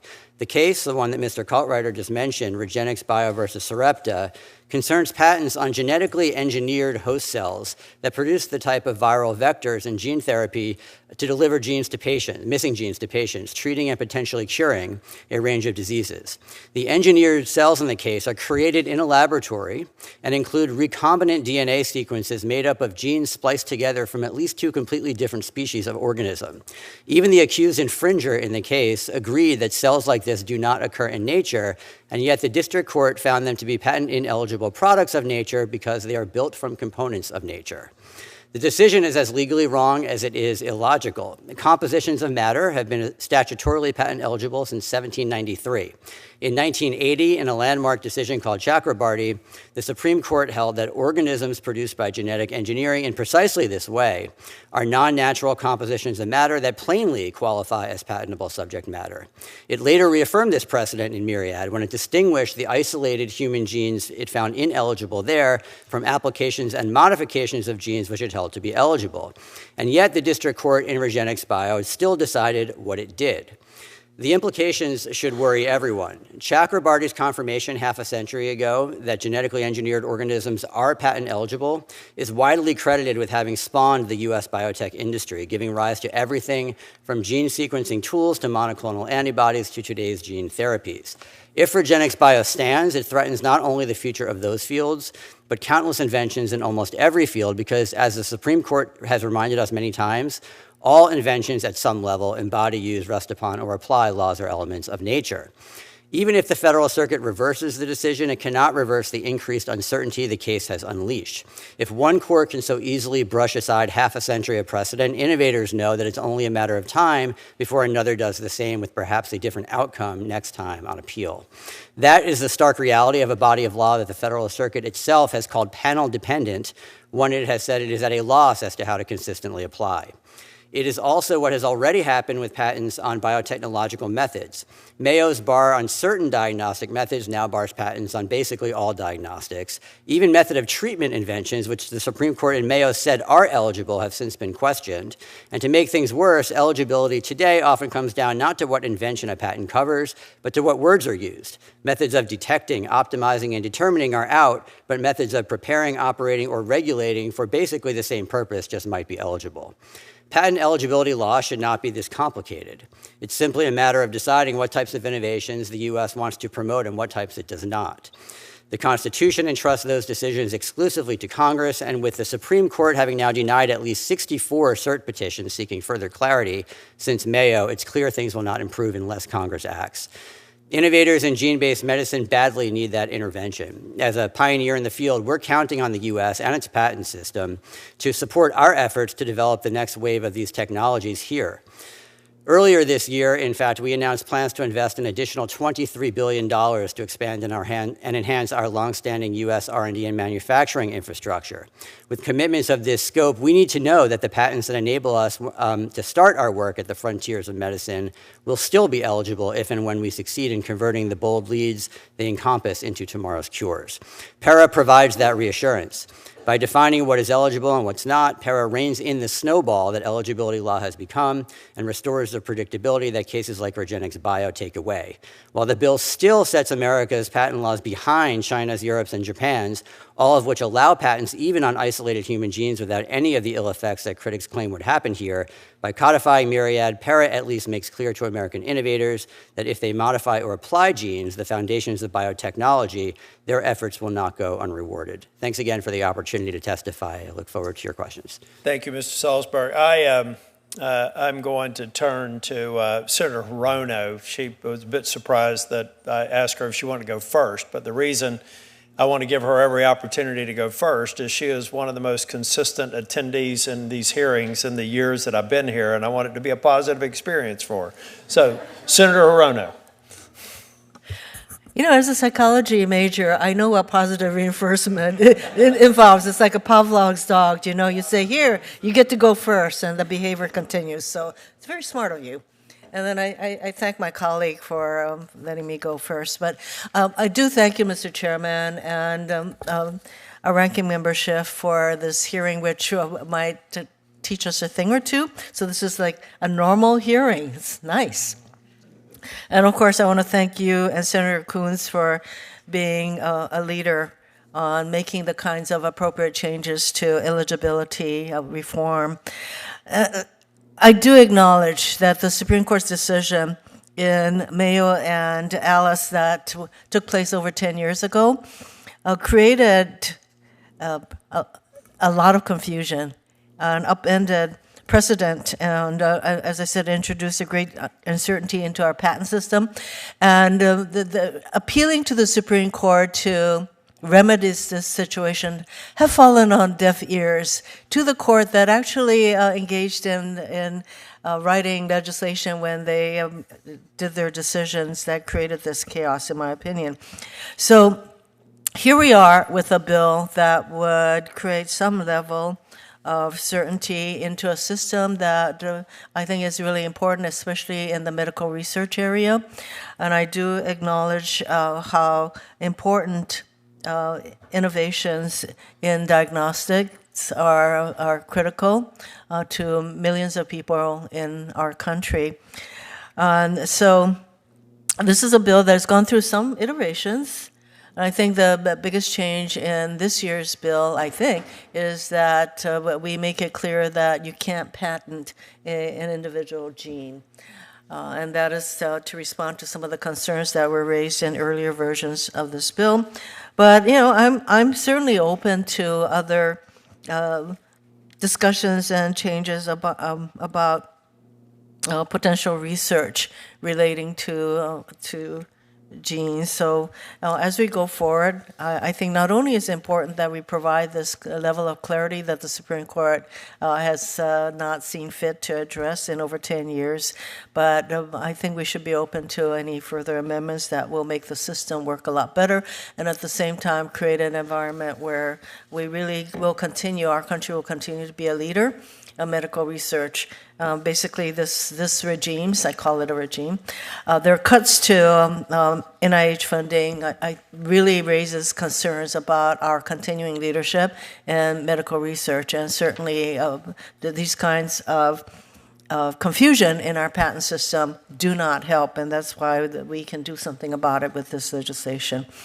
For Mr. Kalrider, there were concerns raised with the, as I mentioned, the previous version of this legislation relating to the eligibility for human genes to be patented, and whether those genes could have actually been patented was a different question. But this version of PERA specifically provides that human genes isolated as such should not be eligible. So in your view, does this limitation on patent eligibility strike the right balance between not allowing the patenting of human genes while still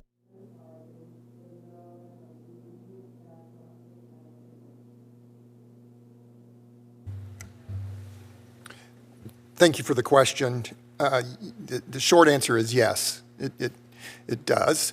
The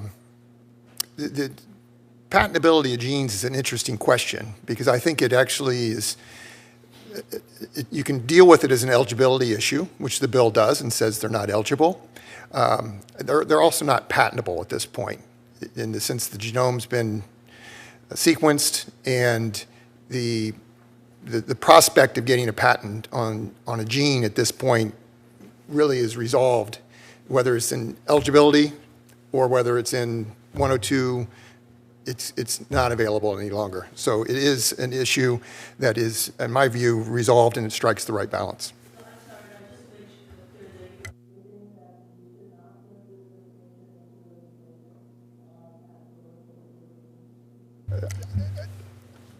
No, that's not what I'm saying. I'm a little bit neutral on the language because but if it makes people who oppose the bill more comfortable to have that in the bill, I'm fine with it being in the bill. I think you get the same result whether it's there or not, but if it helps advance the legislation, I agree with it.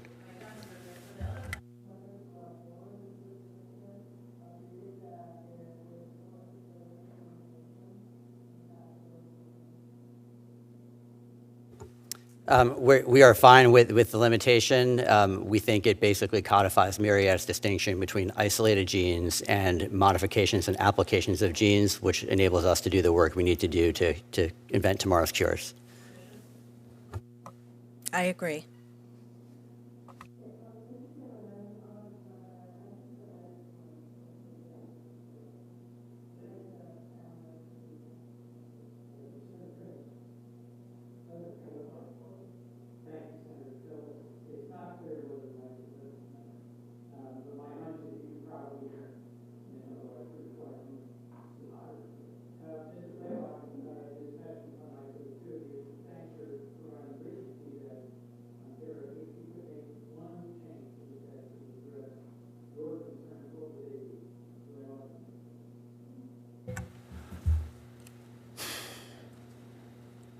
Regrettably, I would delete the entire draft because I genuinely believe that the current law is superior to.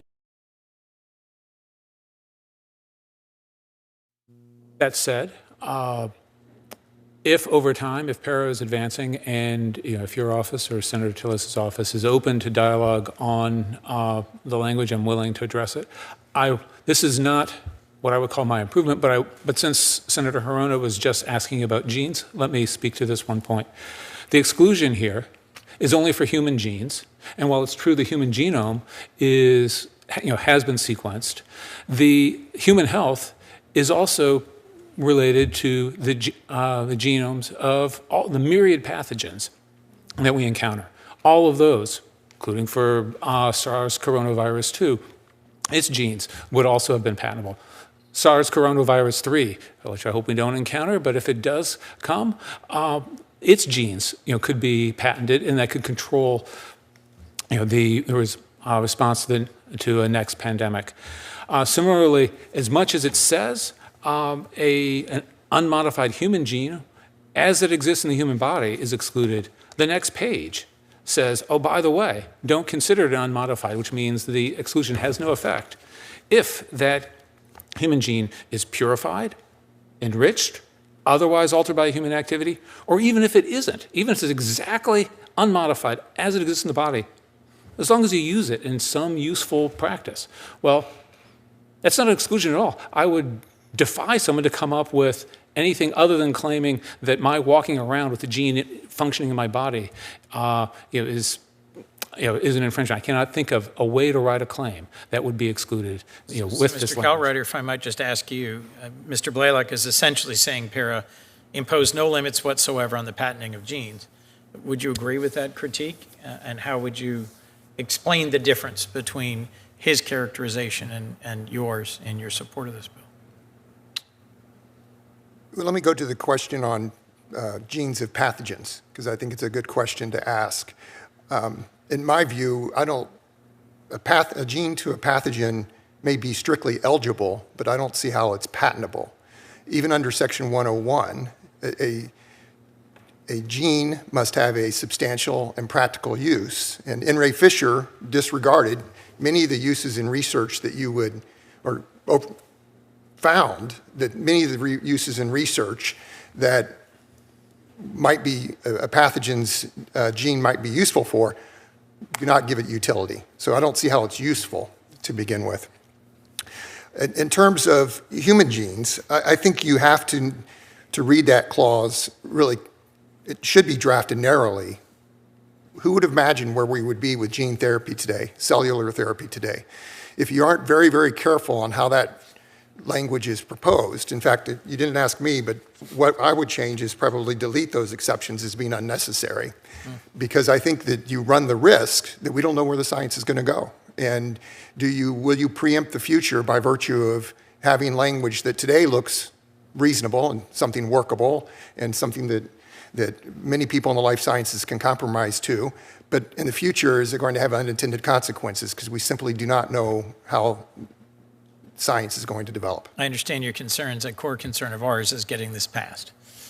If you'll forgive my practicality. Ms. Peshin, if you had one change you would suggest or one issue you wanted to raise before my time is up, I'd welcome it. Thank you. I support keeping this in, and the reason why is because Mr. Blaylock continues to say, both verbally and in his materials, it doesn't include this, but it includes it. And it's sort of mirroring the confusion that have been created by the Supreme Court cases from my perspective as a patient advocate. And I think it does create kind of public confusion around it. So I think putting it in definitively, that it does not do this, is important. In conversations with colleagues in the last Congress, it was an issue.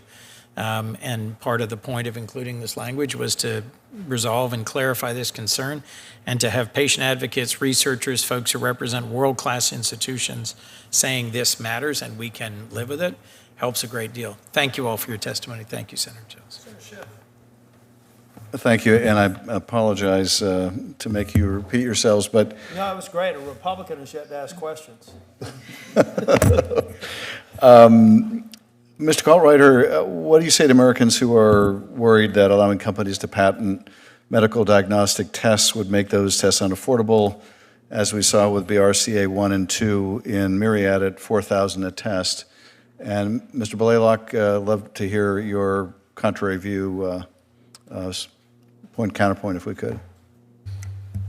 Certainly patient access is important, and price is important, and those issues are really different issues than patent eligibility.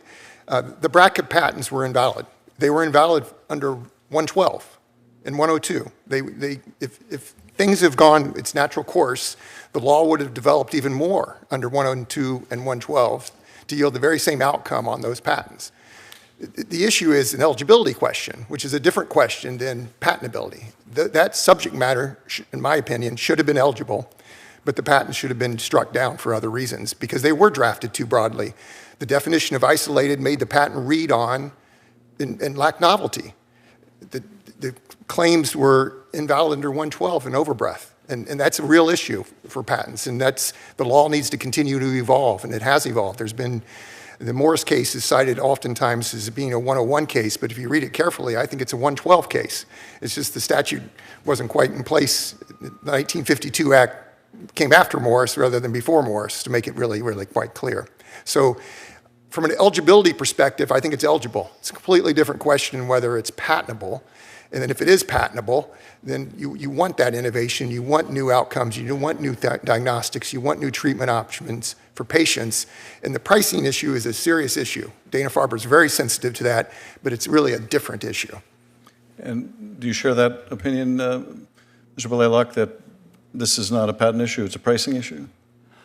Well, I think the pricing issue sometimes follows the patent issue because the reason why the Myriad test was $4,000 a test was because of the patents. And I can tell you that I was counsel of record in the multi-district Myriad litigation that was going on in Salt Lake City, Utah, that Myriad owned or controlled about approximately 24 patents with over 500 claims, and they were not all invalid. They continued to be valid at the time when Myriad unconditionally dropped its suit, but those patent claims were not invalid. Yes, there were 3 or 4, maybe 5 patent claims to specific genes that were invalidated in the Supreme Court case, but that had no commercial effect. They still had an enormous patent war chest, which they were asserting against the entire genetic testing industry, and hence that litigation, which was ongoing after the Myriad case. In terms of what's important to understand is we're not arguing about patents of genes. We're talking about patents of the observed variations in human genes. My genome and your genome are not identical. Some of those differences have clinical relevance. They could indicate whether one of us has a greater likelihood of contracting a disease in the future or be a better responder to medicine. Those kinds of observations are being made today on an ongoing basis. It requires aggregation of large amounts of data, and this law would allow all of those new observations to be individually patented, where the only thing that is the subject of patent is the discovery of that biological information. Now, by contrast, if one invents a new technique for getting a gene, even a known gene, into the body, so you have a new vehicle for doing this, if you have a better way of doing genetic testing, if you're Illumina and you make better machines, if you pack bio and you make better machines, you can get those patented. But what we are talking about, the problem with PERA, is that it specifically allows this new information, which is continuing to evolve, which is understanding the details of variation in the human genome, which is not all known, to be patented and controlled in an individual way. And that will impair access, either from pricing or simply injunction. And Ms. Peshin and Mr. Salzberg, would you like to share your thoughts on it as well? Yeah, maybe I'll make 2 points. One is we strongly disagree with that interpretation of what PERA does. PERA, at least as we read it, it codifies myriad. It codifies the distinction between isolated human genes, which is the only thing that case actually held is not patent eligible, and applications and modifications of genes. In myriad itself, the court said that cDNA, for example, is patent eligible. It found that methods of analyzing genes would be patent eligible. We need to distinguish between the gene itself, which PERA does, and applications and modifications, which are really the foundations of things like cell therapy, gene therapy, and other gene-based medicine. The other point I'd make in response to a lot of these concerns is that I really want to hit this point because it's really important to consider. China, Europe, and Japan have all allowed continuously patents not only on the types of applications and modifications of genes that we're talking about here and that we're concerned about as innovators, but even on isolated genes, sequences that are exactly the same as nature, and they've not led, including during the pandemic, to any of these concerns. In fact, the coronavirus was sequenced in China and Europe just as quickly as it was here. So if they can figure it out, it seems to me that we ought to be able to figure it out here too without crippling our patent laws. Thank you. Ms. Peshin? Thank you. You said a lot, but I'm going to just address a couple of things. One is, I think it's misleading to say the price is because of patents. And in particular, I think to patient advocacy community and really to consumers, a lot of these diagnostics wouldn't exist without the patent. So the patent in many ways gives us something to complain about with regard to price. It really encourages investment in that type of research and being able to bring it to fruition. And I think it's really interesting in the arguments I've seen against this remedy, I really haven't seen anything about the concern for cost when you don't have the innovation at all. When you have family members that have conditions that have no diagnostics, of which the majority, of diseases that are out there, especially in the rare space, really have no way of diagnosing. And that's something that we also should consider. The other thing I wanted to say with regard to the claim that folks are just sort of bringing these things to market, they're doing it by putting their inventions under trade secret. And trade secret doesn't become public. So folks are not able to mirror and mimic. And as part of the patent application process, that is made public. So further innovations can occur. And I think all these different facets are important to remember when you think about what's being said.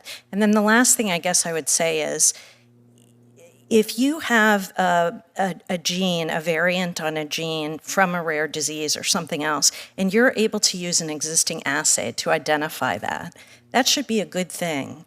There was a study that was done by the SMU professor David Taylor, and he looked at the negative impact on investment making decisions. And in his study, he interviewed 475 venture capital and other private equity investors to study the impact of the Supreme Court cases. And 74% of them considered patent eligibility to be an important factor when their firms decide to invest in companies developing new technology. So if we continue to impede in this way, we are limiting future innovations, and that worries me from the patient advocacy perspective. Thank you very much. Thank you, Chairman. Senator Schiff, I should have clarified by saying I haven't gone yet. When I said no Republican had asked a question, I let Senator Hirono go before me. I figured that out. Yeah. So, we have some other members I know are interested. We're in interesting scheduling times right now. I want to go back and give you some context for, I've said this before, I'm not a lawyer. I'm a business guy, a management consultant. But I started my career in high tech as a product manager at Wang Laboratories in Boston. And that's where I understood, where I was tasked with making the decision about whether or not this really smart propeller head engineer from MIT had a great idea that we were going to make an investment in, and intellectual property absolutely either expanded or reduced my buy box for innovation, for investing. Absolutely did.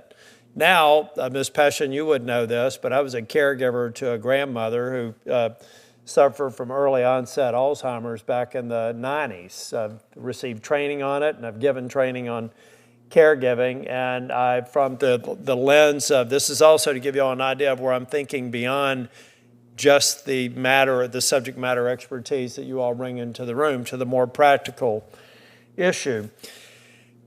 And I don't mean this to be political, Senator Schiff, but the Inflation Reduction Act had a policy in it that dramatically reduced funding, or actually cut the prices of, basically whacked pharma.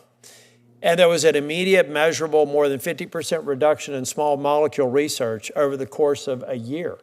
In fact, it was so pronounced that the CEOs felt it was important to go on the shareholder calls and make it clear that they had to do that because they did not simply have the money to actually fund that research. Well, similarly, if you have that's uncertainty, it's about the future flow of revenue to fund research. If you have similar uncertainty in this investment that you're about to make, and a future cure. You've got all these other stressors and unknowns that are just going to continue to dramatically reduce the buy box for American innovation. Not to say that it won't be picked up in Europe for the reasons that Mr. Salzberg mentioned, and I'm going to have Mr. Blaylock speak about that as well.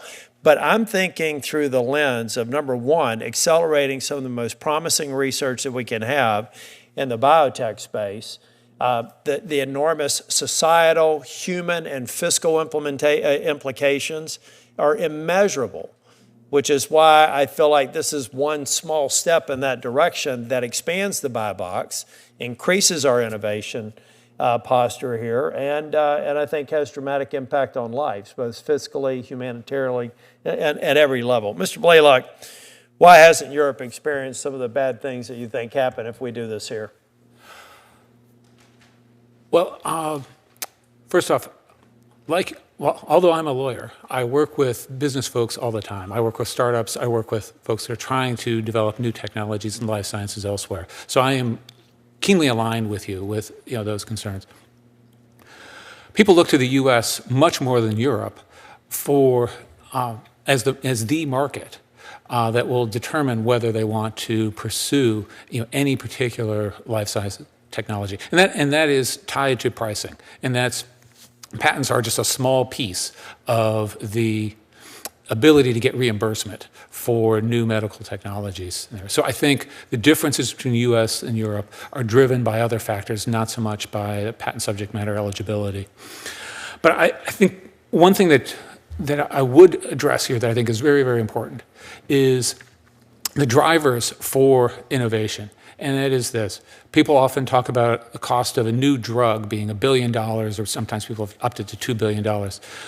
When I'm talking about new genetic tests, This is information that comes out of genome sequencing, which you can do $1,000 a pop. It is not a $1 billion investment by a company in order to make this information. And indeed, contra the suggestion that it's all going to be trade secrets, honestly, the clinical acceptance of the kinds of information we're talking about that we think should not be part of what would be patented under PERA is necessary, and therefore these tests are not, this information is not being held as a trade secret. It is being published. It is being generated today. This last 10 years has not stopped the flood of this information. Our concern is PERA would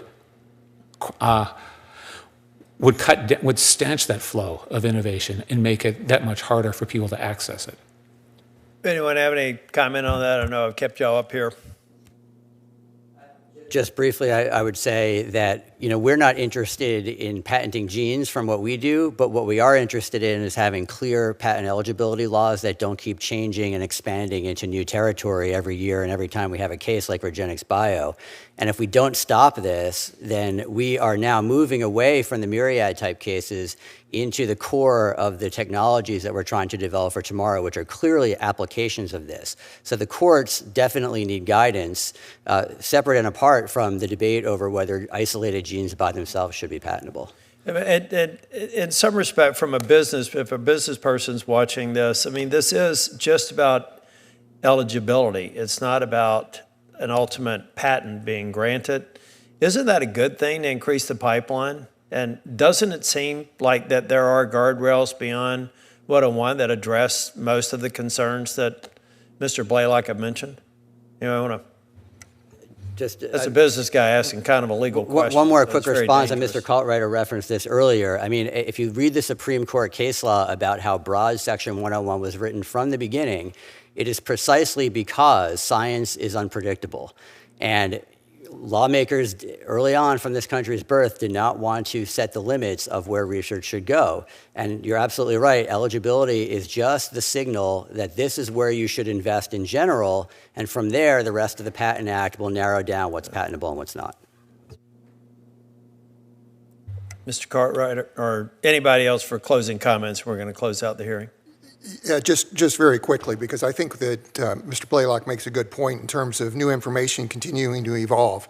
I mean, with the artificial intelligence and the data management capabilities that we currently have, there is tremendous innovation occurring.